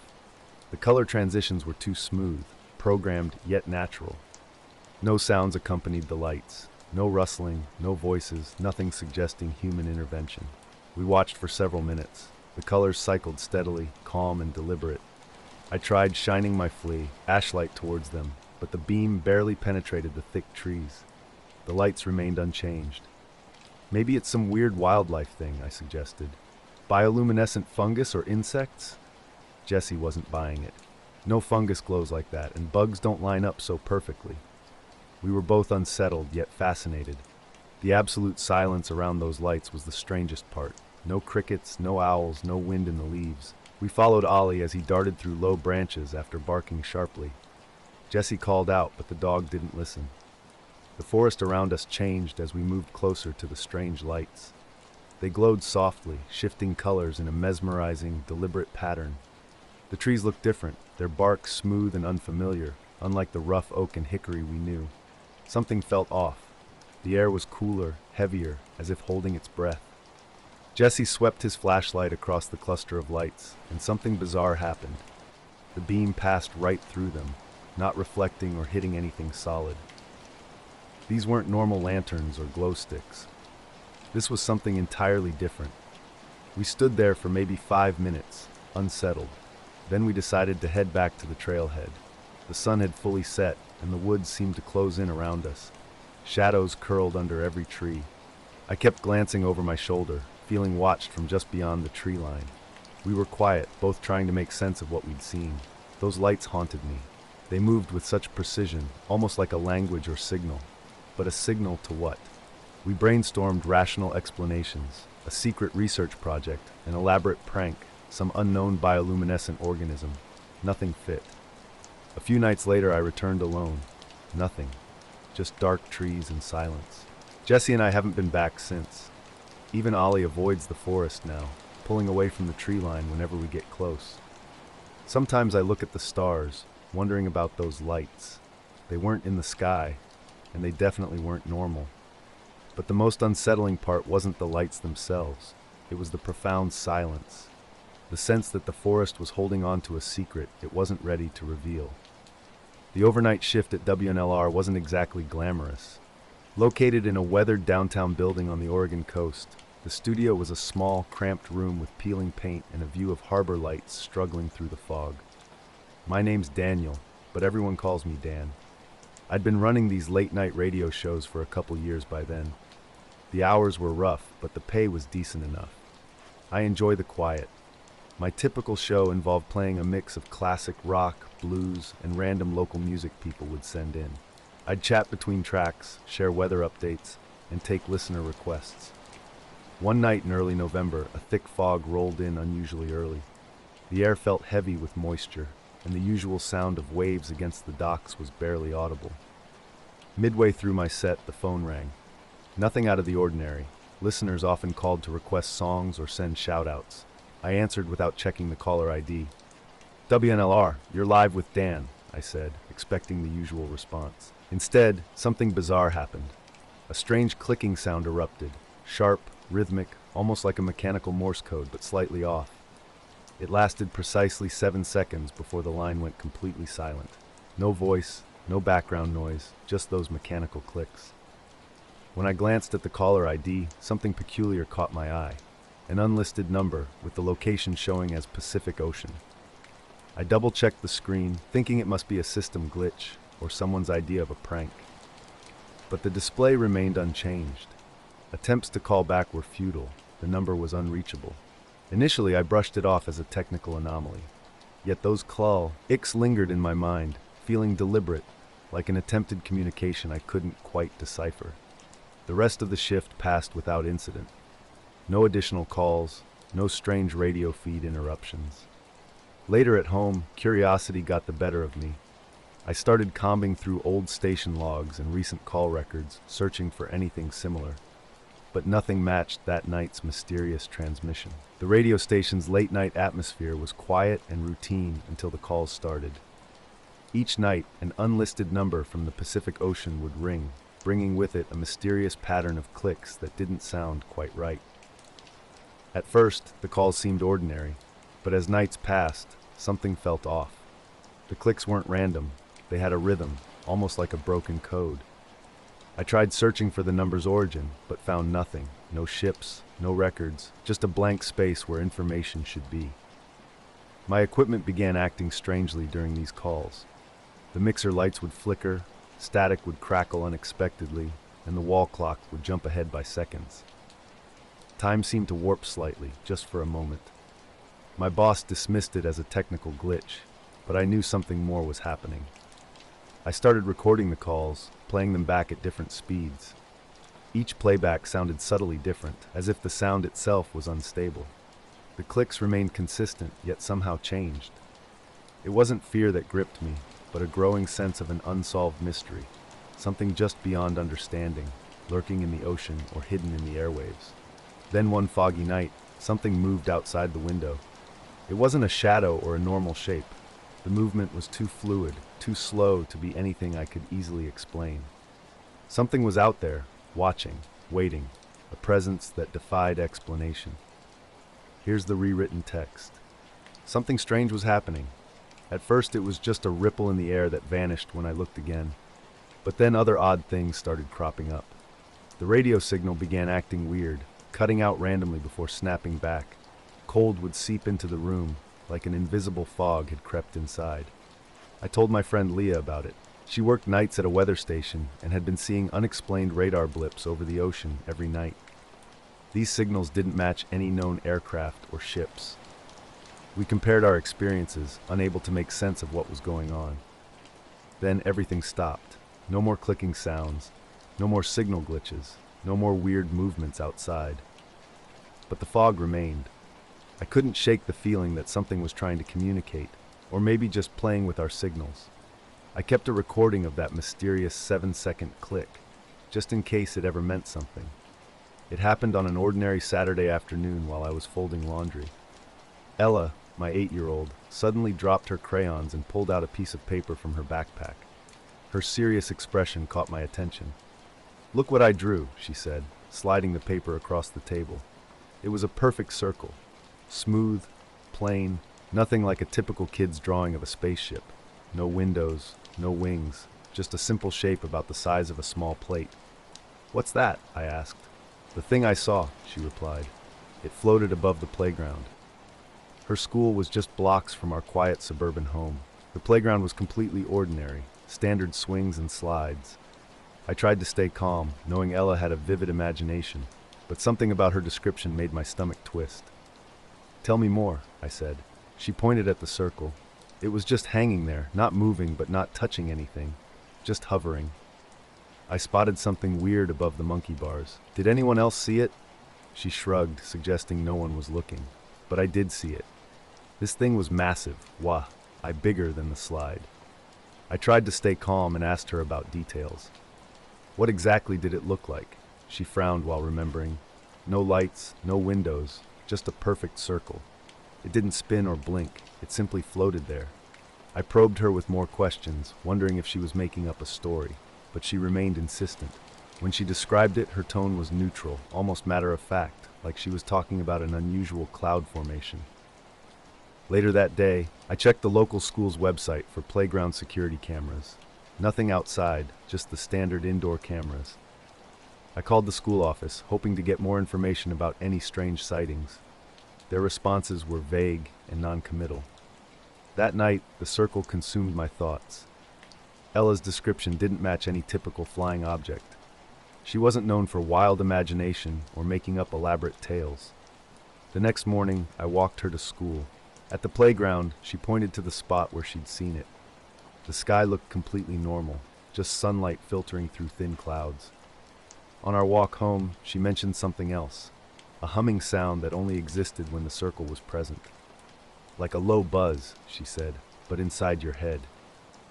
Her description sent a chill down my spine. In the following days, Ella never mentioned the circle again. But sometimes I'd catch her staring at the sky, her expression blank and searching, as if trying to glimpse something invisible to everyone else. One evening, while preparing dinner, she called me to the living room. She was holding her drawing again, pointing out a change. The circle remained the same shape, but now a faint shadow resided inside, a darker, barely perceptible blur. When I asked what had changed, she simply said, "It's different now." I work nights at a small printing plant on the outskirts of Erie, Pennsylvania. The place is quiet, with machines humming and only occasional forklift drivers or maintenance workers around. My name's Jess, and I took this job a few months back because I needed something steady. Night shifts seemed perfect, less noise, easier to focus. 2 or 3 weeks in, something strange started happening. One night during my break, I was sitting in the break room with a window overlooking the loading dock and a stretch of trees. The clock read 2:33 a.m. That's when I first saw a bright white light hovering just above the tree line. A shadow began to form, a circle that seemed to move subtly inside itself. Each time I looked, it was still there. No wings, no lights. Inside, I felt unsettled, though I didn't say much. I'd checked the night sky through the window, seeing only regular stars. One night, our dog Laya, a goofy mix with a patch over one eye, started barking wildly at the window. When I looked out, the street was empty and quiet, with only rustling leaves. Then I caught a glimpse of something pale and round moving slowly above the trees across the street. It hovered briefly, exactly as Ella had described, then vanished. No sound, no lights, just a perfect pale circle against the dark sky. I didn't want to wake Ella, but I felt frozen. After Laya settled down, I closed the curtains and sat on the couch, staring into the darkness. Afterward, Ella began drawing the circle daily. She never added details beyond the shadow, sometimes tracing its edges, making it larger or smaller, as if trying to understand its mechanics. I tried convincing myself it was just childhood emanation or an optical illusion, but I've searched for explanations everywhere, and nothing fits. The truth is, I don't think it's dangerous or scary in the way people might expect. It's just there, watching, waiting. I may never understand what it is or why Ella saw it. All I have is her drawing and the memory of that silent, perfect circle floating above the playground. No wings, no lights, no windows. Just a shape that didn't belong anywhere. I first noticed it late one night during my shift, a strange light hanging motionless in the sky. Not blinking or moving like an aircraft, just suspended there, perfectly still. I blinked hard, wondering if my eyes were playing tricks, but the light remained unchanged, a steady, basketball-sized orb glowing far too intensely to be anything ordinary. The trees underneath seemed to darken, as if the light was absorbing their surroundings. I tried grabbing my phone to get a closer look through the window, but by the time I lifted it, the light had vanished completely. No flash, no trailing movement, just gone. Initially, I dismissed it as a reflection from a passing car or distant street lamp. Yet every single night after that, at exactly 2:33 a.m., it reappeared in the same spot with the same unwavering brightness. I started timing my breaks to catch it, missing it the first few nights before making it a deliberate routine. Each time I attempted to examine it more closely, moving nearer to the window, opening the door, reaching for my phone, the light would instantly disappear. No sound, no motion, just a bright, solid presence that was undeniably there. When I mentioned it to Tom, my coworker, he laughed and suggested I might be losing my mind from working night shifts. I didn't push the issue, knowing I'm not prone to hallucinations, but the light's consistent, precise timing remained unexplained. I began monitoring the loading dock more carefully. Trucks would come and go, security lights would flicker, yet this mysterious light seemed unaffected by any surrounding activity. One particularly foggy night, a week after my initial sighting, the light appeared again at 2:33 a.m., its edges blurred but still distinctly visible through the thick mist. That night, I decided to investigate. Wearing my work jacket and thinking of Pippa waiting warmly at home, I walked toward the tree line, following the faint glow. The yard beyond the dock was fenced, but I knew the gate I could open. As I approached, the light's presence grew more intriguing. The night always felt strange when I was working the late shift at the plant. Something about the air was different, cooler, thicker, with an almost electric charge that made my skin prickle. Every night around 2:33 a.m., a strange light would appear near the tree line. This wasn't just any light. It was different, mysterious, drawing me closer each time. One night I stepped forward to investigate, and instantly it vanished. No warning, no sound, just gone. The silence was overwhelming. Fog swallowed every potential noise, and my racing heart made me feel ridiculous. As I turned back toward the plant, a movement caught my eye. For a split second, a shape, maybe a person, stood just inside the trees. But when I blinked, it disappeared without a trace. Security cameras started experiencing weird glitches around the same time. At exactly 2:33 a.m., the feeds would pixelate and cut out briefly. Maintenance claimed it was just interference, but the precision seemed too deliberate. I obsessively reviewed the footage. While nothing showed the light directly, the static occasionally formed a faint outline, a tall, thin figure near the tree line. Just a shadowy shape, but unmistakably present. A dream haunted me one night. I was back at the plant, everything dark except for that intense light. The shape was there again, motionless. I tried to speak, but no sound emerged. I woke up drenched in sweat. The next night, I watched the light more carefully. Something was off with the tree line. Trees seemed distorted, bending unnaturally, shadows not matching the branches. The space itself felt warped, like reality was slightly twisted. A faint noise followed, a low hum reminiscent of a distant engine. It lasted just a moment before complete silence returned. I tried to rationalize it, but the timing was too precise to ignore. Days passed, and an unsettling feeling grew. I was being watched. Something was out there, just beyond my perception, waiting and watching. The power vanished without warning just after dinner, plunging our old wooden house into darkness. Out here in the remote northeastern Wyoming countryside, sudden electrical outages are common. One moment you're washing dishes, the next everything goes black. I live about a mile off the main road, surrounded by fields and scrubby forest. My wife Jenna was upstairs putting our son Caleb to bed, and I was downstairs with our dog Birch, a typically laid-back black lab mix who suddenly became alert when the lights died. Our well pump means no electricity, also means no running water, something we'd been meaning to address with a generator. Grabbing a flashlight from the kitchen drawer, I headed toward the front door to check the fuse box. The night outside felt unnaturally quiet, colder than usual for mid-September, with dry air and clear skies. Stars glimmered sharply overhead, though the moon was just a thin crescent, barely illuminating the yard. Birch followed me onto the porch, his nails clicking against the wooden planks. The silence was complete. No crickets chirped, no distant cars rumbled, no wind rustled. Something felt off. At work, I'd noticed coworkers casting strange glances toward the windows late at night. When I asked about it, nobody mentioned anything unusual. Then came the night I drove home through foggy highways where headlights looked like blurry ghosts. I kept checking my rearview mirror, sensing something. I thought I saw a light, but when I looked back, nothing was there. Pulling into my driveway, my dog Pippa waited on the porch, tail wagging but strangely alert. She seemed to sense something in the trees behind the house. That night, sleep was restless. At 2:33 a.m., I woke suddenly, hearing a faint hum from outside. Peering through the window revealed only darkness, no light, no shape. Since then, I haven't seen it again. Sometimes I wonder if it was just my imagination. But the unexplained security camera glitches and persistent feeling of being watched don't make sense. Maybe it was a drone, a test, or something else entirely. I'm just relieved whatever it was disappeared before escalating. Pippa keeps staring out the window, as if waiting for its return. Everything was just quiet, like the world had stopped breathing. My flashlight swept across the yard, revealing what seemed normal at first. Fence posts, garden beds, the long gravel driveway leading away from the house. Near the lawn's edge, something strange caught my attention. 3 or 4 patches dotted the ground, perfectly round scorched circles, each about the size of a dinner plate. They weren't like typical burn marks. No ashes, no visible fire damage. Instead, the grass around these spots was dead in neat, clean rings, brown and lifeless. I crouched down, running my fingers through the dirt.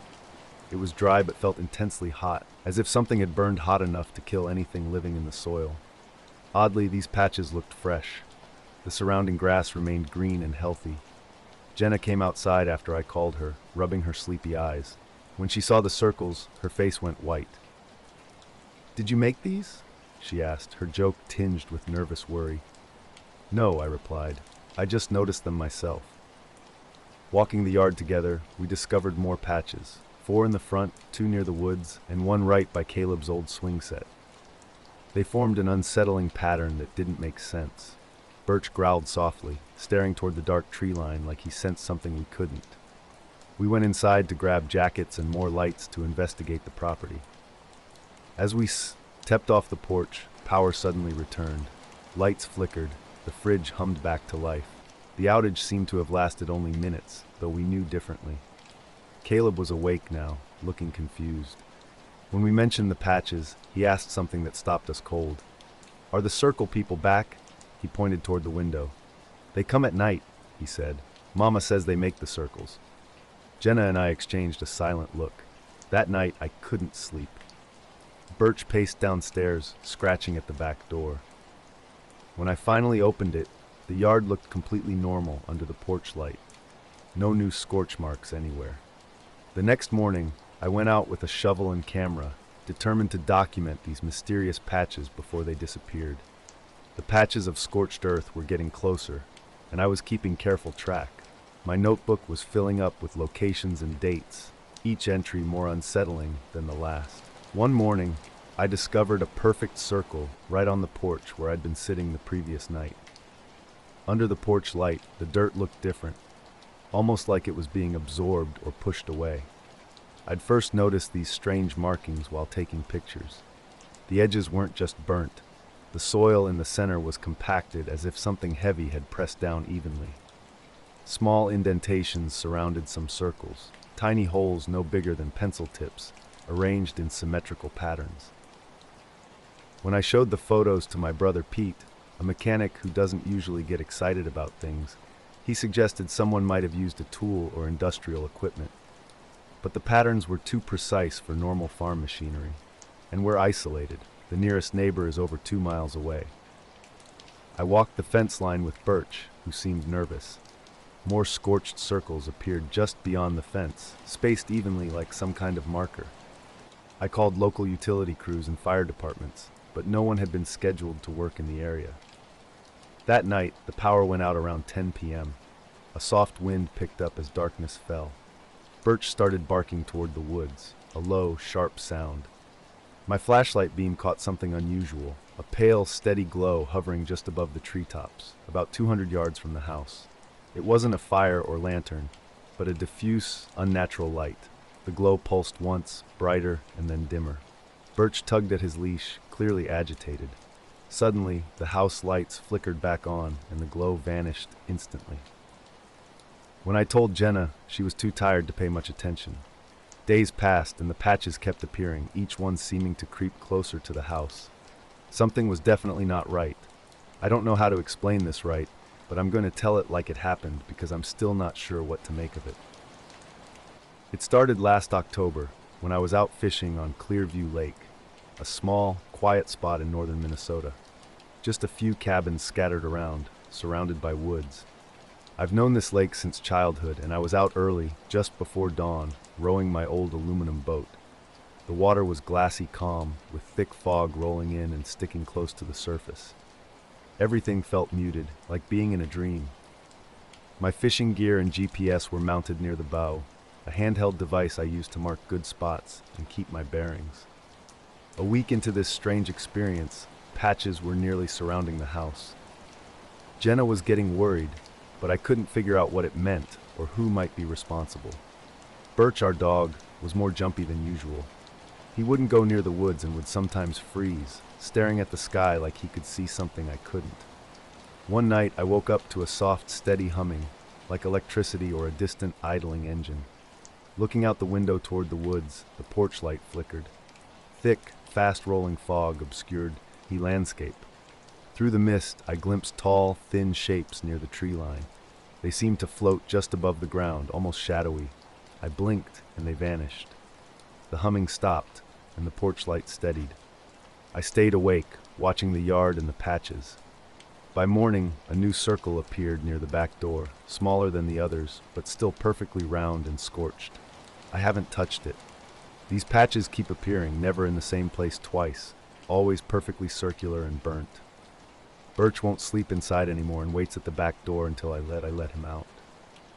Jenna dismisses it as stress or animal activity, but I know what I've seen. The grass around these circles was curling away as if burned by some invisible heat.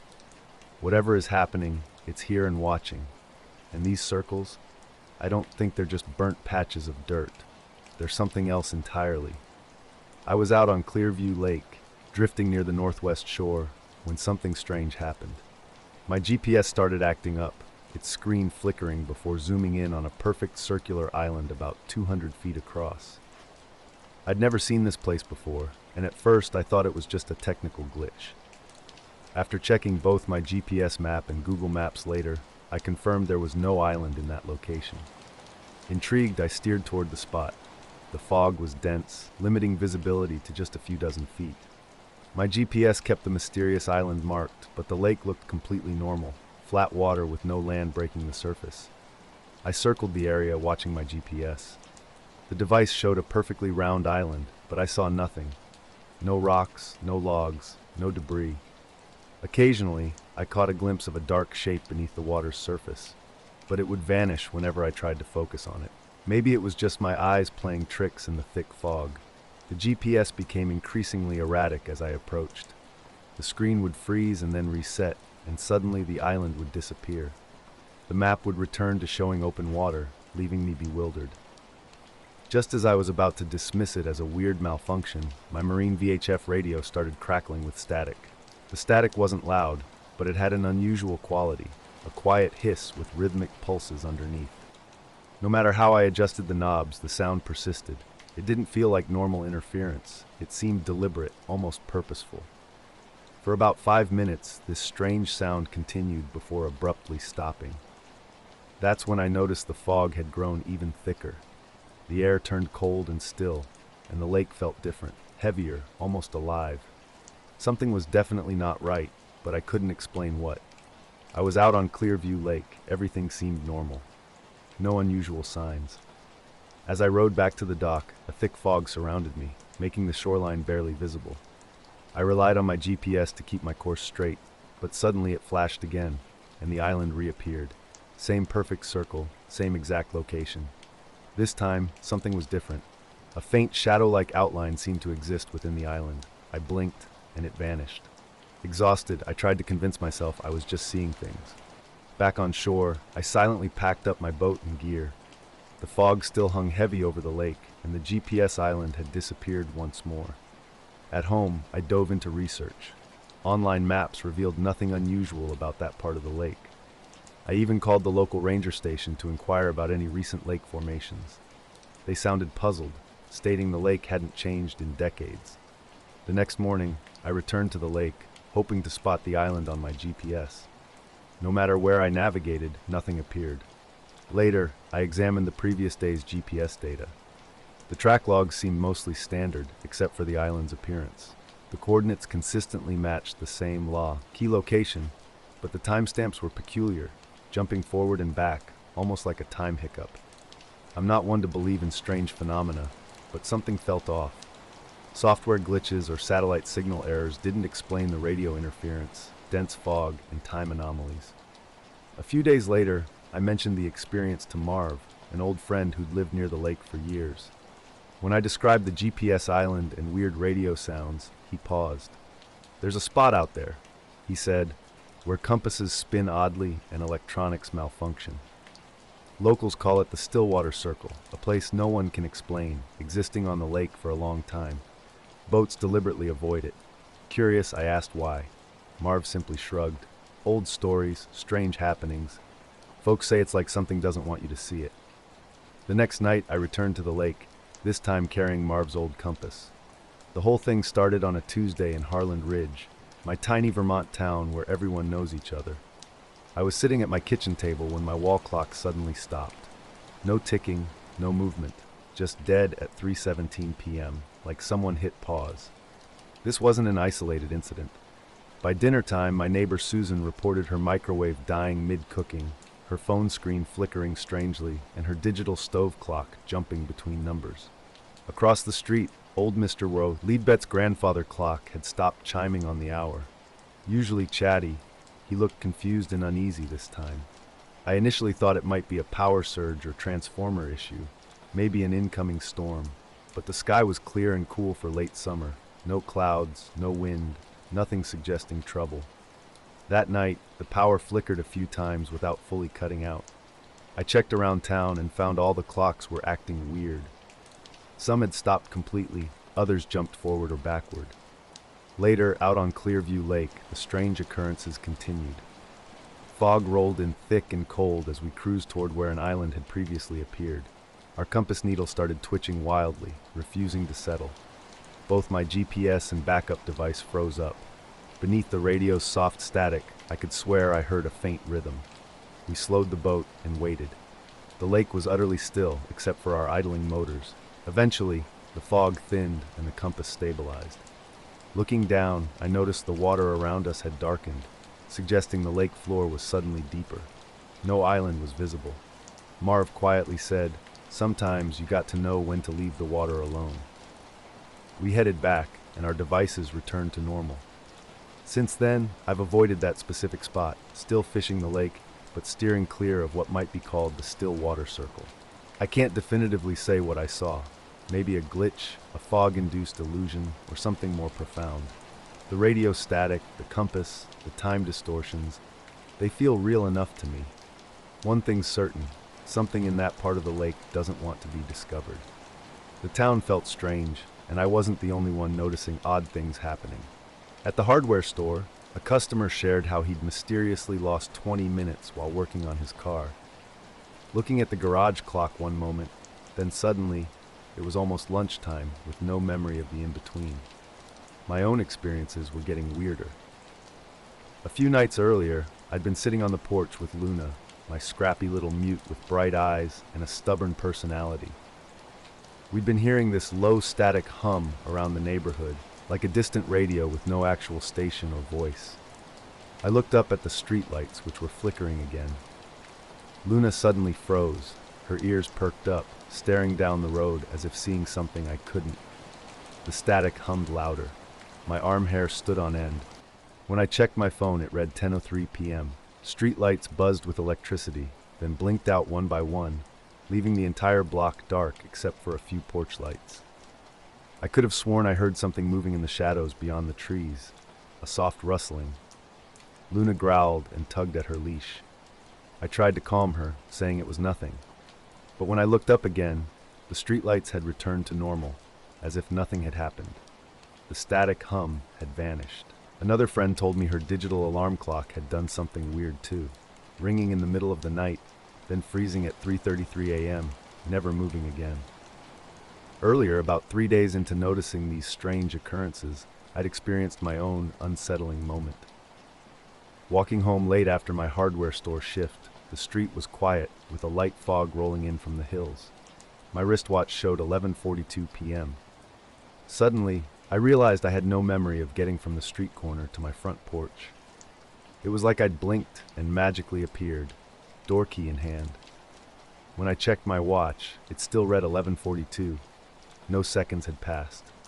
The town's streetlights seemed to buzz softly, as if straining against something invisible. I asked around, but most people just shrugged it off or blamed their gadgets. I started keeping a journal, initially wanting to convince myself it was just electrical weirdness. But these experiences were becoming harder to explain away. Strange things were happening in our town, but nobody wanted to talk about it openly. We all sensed something was off, yet kept silent. The signs started small, strange electronic glitches that crept up slowly.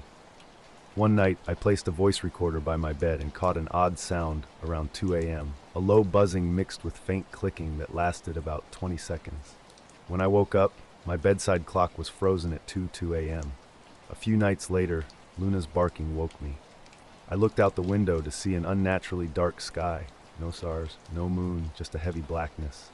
Street lights flickered with an eerie blue tint. Between the trees on the hill behind my house, I glimpsed a tall, thin shape standing motionless. Grabbing my jacket, I went outside with Luna pulling hard on her leash. I called out, but silence answered. The air felt thick and cold, despite the thermometer showing nearly 70 degrees. Streetlights blinked off, plunging me into darkness before flickering back on. When I looked again, the shape had vanished. Electronics around town started malfunctioning.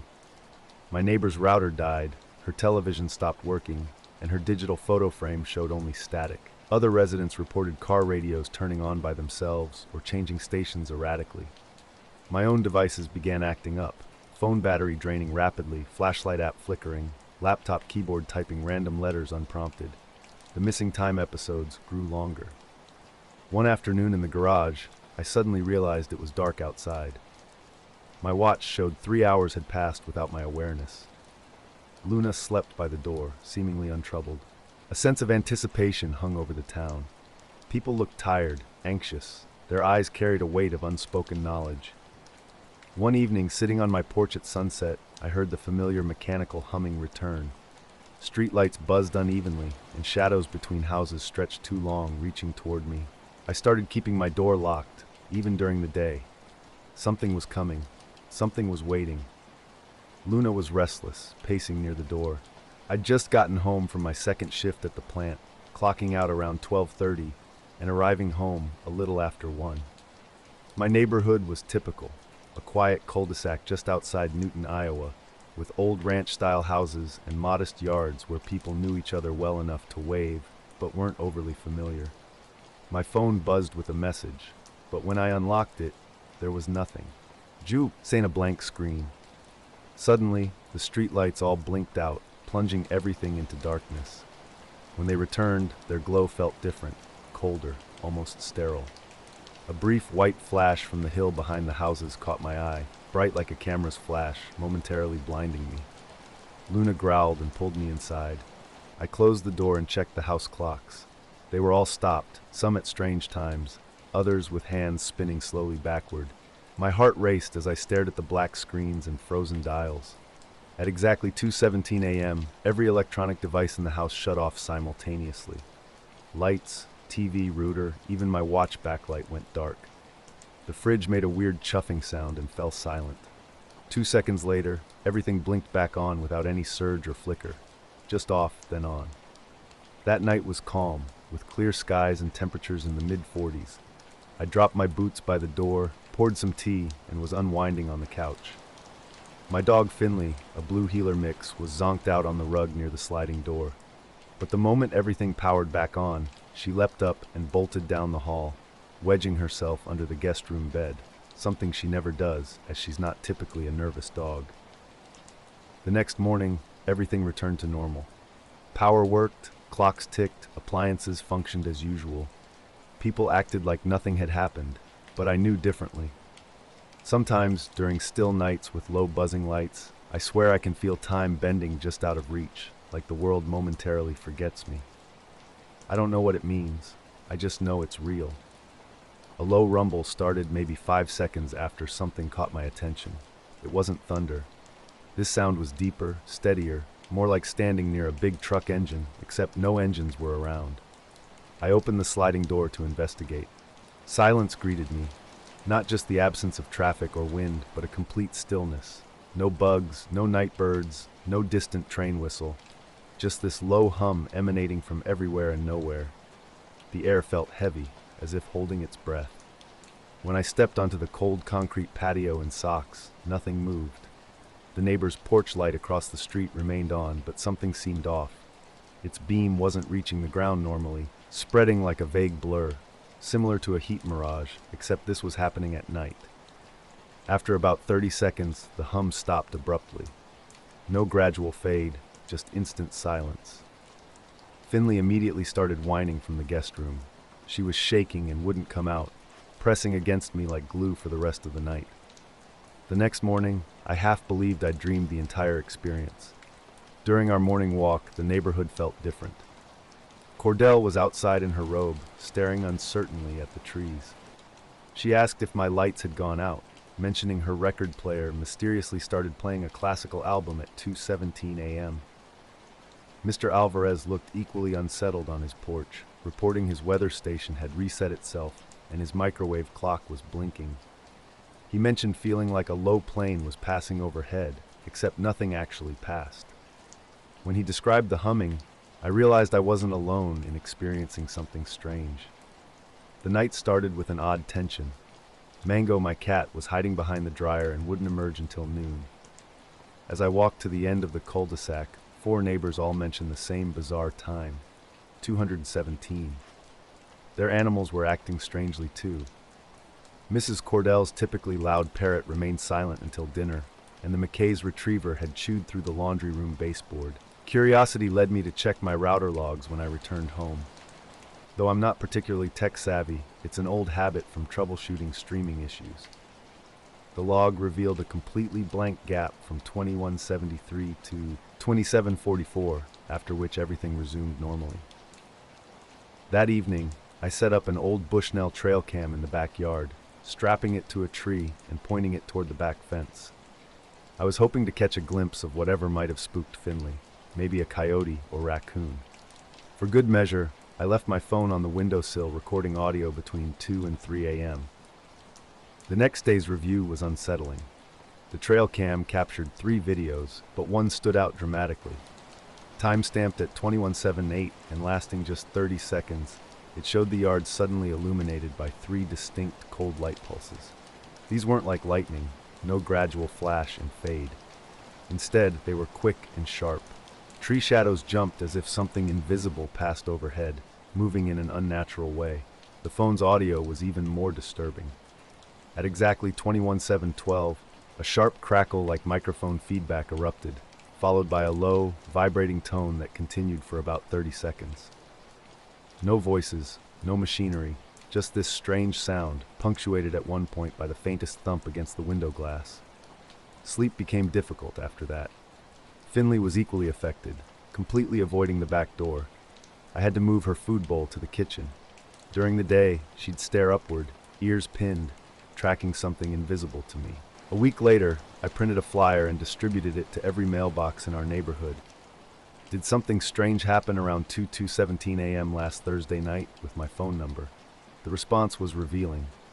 8 people texted, 2 called. Every single respondent reported unusual occurrences with their electronics or pets. One resident even mentioned issues with his security camera.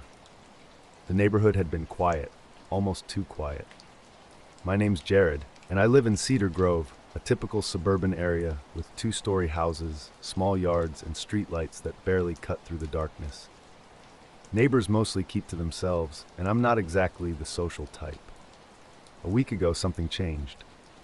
Late at night, just as I was getting ready for bed, I noticed a strange sound. It was a low, almost imperceptible humming, like a distant engine running steadily. At first I thought it might be a transformer or a neighbor's generator, but it seemed to be right outside my house, almost in the backyard.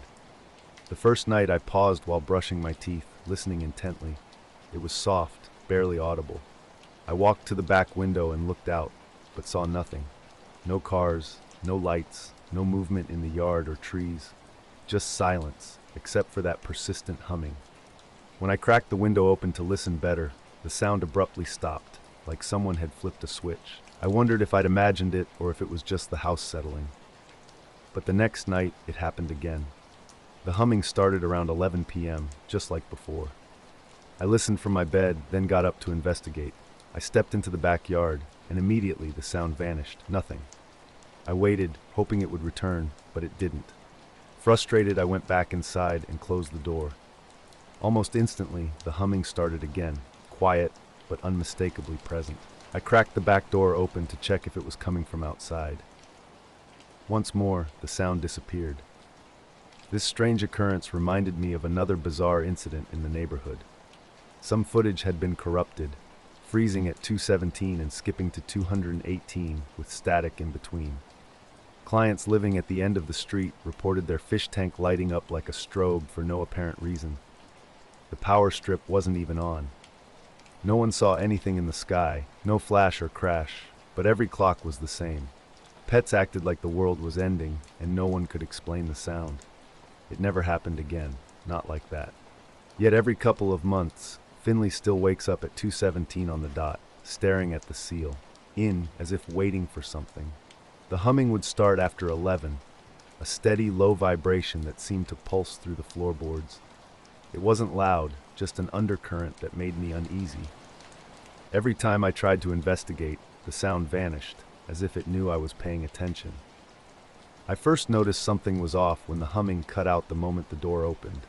Curious, I casually asked my neighbors about any strange nighttime noises.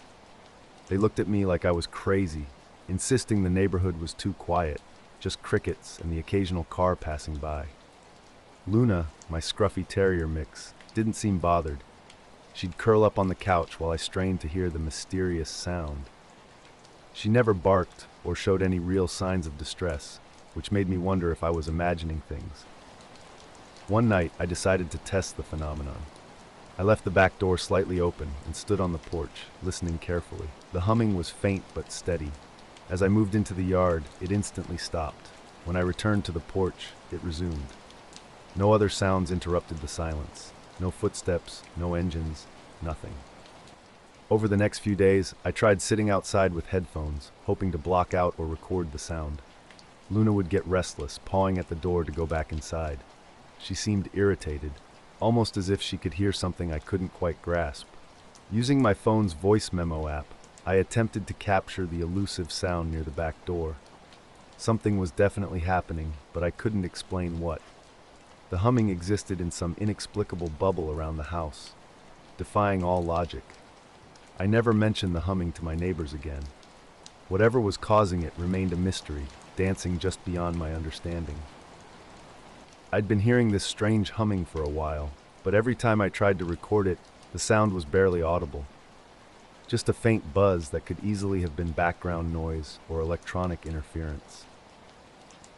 When I played the recordings for my brother Tim, a tech enthusiast, he suggested it might be radio frequency noise, but couldn't pinpoint anything definitive. Determined to understand what was happening, I downloaded a sound meter app and began testing at night. The humming registered around 20 to 25 dB, about as loud as a whisper or a distant refrigerator. Its frequency was low and consistent, nothing that immediately screamed unusual. Yet whenever I stepped outside, the sound vanished completely. Sleep became increasingly difficult. I'd lie awake, straining to locate the source. Was it coming from a specific spot in the yard, or perhaps from the trees beyond the fence? I even checked inside the house, wondering if an appliance or wiring issue might be responsible, but I couldn't find anything. One foggy night, I sat on the porch with Luna, wrapped in a blanket. Street lights cast eerie shadows through the mist, creating an otherworldly atmosphere. The humming persisted, constant and low.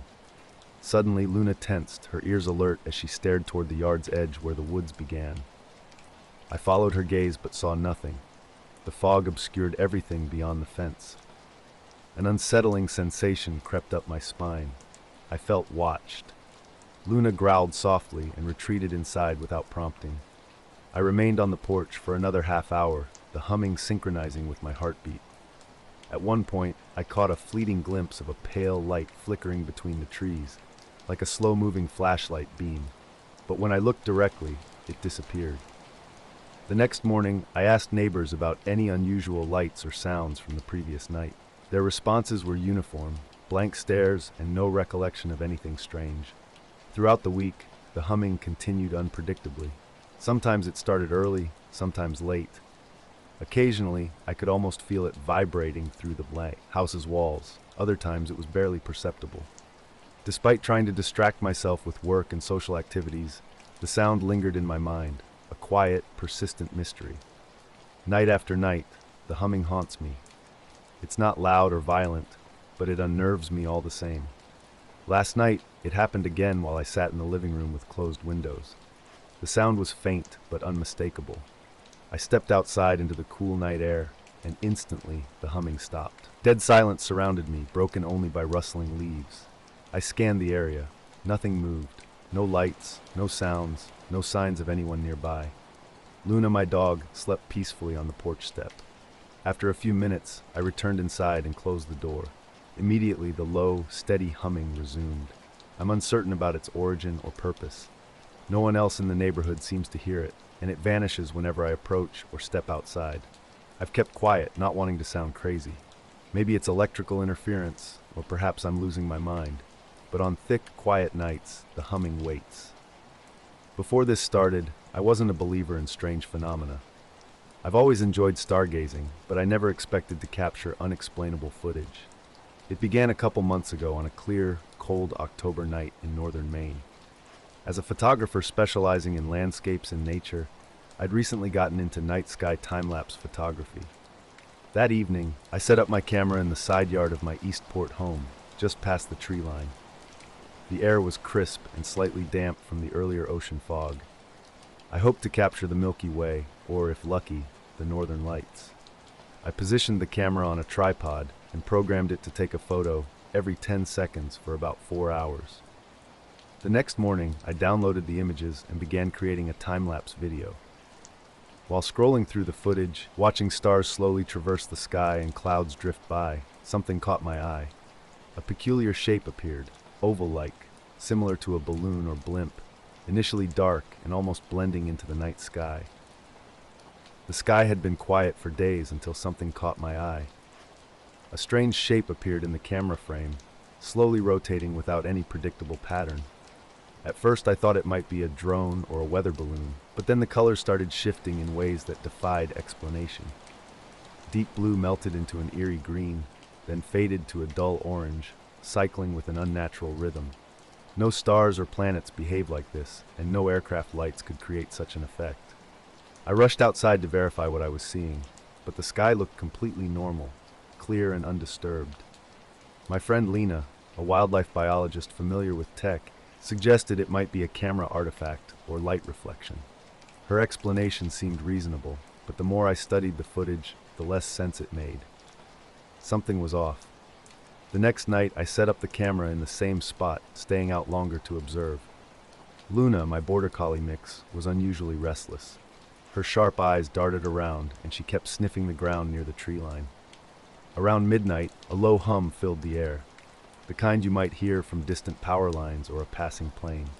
Suddenly, Luna growled, staring intently toward the water. I saw nothing, but the camera captured the shape again, this time higher in the sky. Its rotation seemed inconsistent, sometimes spinning clockwise, sometimes counterclockwise, while the stars continued their steady eastward drift. I began investigating, checking local weather radar and flight paths. Nothing matched the time or location of these strange appearances. Over the following week, the phenomenon continued. Each night, the shape would appear somewhere in the frame, rotating and changing colors. Luna remained on edge, her ears constantly twitching, alert to sounds beyond human perception. The shape moved unpredictably, sometimes near the horizon, other times almost directly overhead. Its presence became a nightly occurrence, defying all rational explanation. The night was cold, and fog rolled off the nearby harbor as I sat in the yard with Luna curled up next to me. Around 11:45 p.m., a shape appeared that immediately caught my attention. When I brought out my binoculars and set up a second camera with a zoom lens, something felt different. Focusing the binoculars, I noticed the shape was oddly blurry, like looking through a heat haze. Colors began cycling, deep green to blue to a dull amber, and a faint pulsating glow seemed to breathe with an almost living quality. When I blinked and looked back, the shape had shifted slightly, moving slowly without sudden jumps. Attempting to capture it on the zoom camera proved challenging. The image kept distorting and pixelating strangely around the edges, as if some interference was blocking a clear view. I couldn't shake the feeling that whatever this was, it was watching me just as intently as I was watching it. After about 30 minutes, the shape drifted upward and vanished. Street lamps buzzed softly, and Luna whimpered. The next day, reviewing the camera footage revealed something peculiar. The zoom lens camera had several minutes of missing footage, replaced by black frames with static sound. The main time-lapse camera remained unaffected. Some nights, especially when the sky was overcast, the shape was absent. But other times, I sensed a presence nearby. The air would thicken, and a low vibration would seem to pulse around me. On another clear, cold evening after a late shift at the diner, I checked the camera in the side yard. Luna sat quietly, her tail flicking. The battery pack felt warm, though it hadn't been charging. The shape appeared again, this time low on the horizon and rotating slower than before. Its surface rippled like water, and the light cast an unusual glow on the nearest pine trees without affecting anything else. As I moved closer, careful not to startle Luna, I witnessed something extraordinary.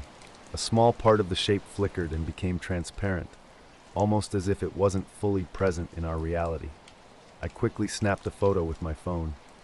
But when I checked the image, the sky was empty, just pure blackness where the shape had been moments before. A tight knot gripped my chest as the nights grew longer and quieter. Luna was restless, her ears always alert, watching something I couldn't quite see. The strange occurrences started small, street lights flickering, my phone losing signal, and randomly rebooting. One night, I set up a motion sensor by the back door. Around 2:30 a.m., it caught a soft movement near the bushes. When I looked outside, nothing was there. By morning, the batteries were dead, and the sensor was off. I reviewed the time-lapse footage and saw something inexplicable. The shape appeared briefly, but midway through the clip, the entire sky went completely black for about 15 seconds before returning to normal. The stars remained frozen in place. I stared, rubbing my eyes, trying to make sense of what I was seeing. My neighbors noticed nothing, no news reports, no external confirmation. Just Luna and me, watching the sky, feeling the weight of the unexplained. Sometimes I wondered if I was imagining everything, if the long, lonely nights were playing tricks on my mind. But then I'd look at the footage again. The slow rotation, the shifting colors, the strange rippling. Luna would keep watching the horizon, her ears pricked, waiting. Something was out there, something I couldn't explain. So I keep pointing the camera skyward, hoping to catch a glimpse of something that might finally make sense. I apologize, but the text you've provided appears to be an incomplete or fragmented piece of writing. There isn't a full paragraph or coherent text to rewrite. Could you please provide the complete text you'd like me to revise?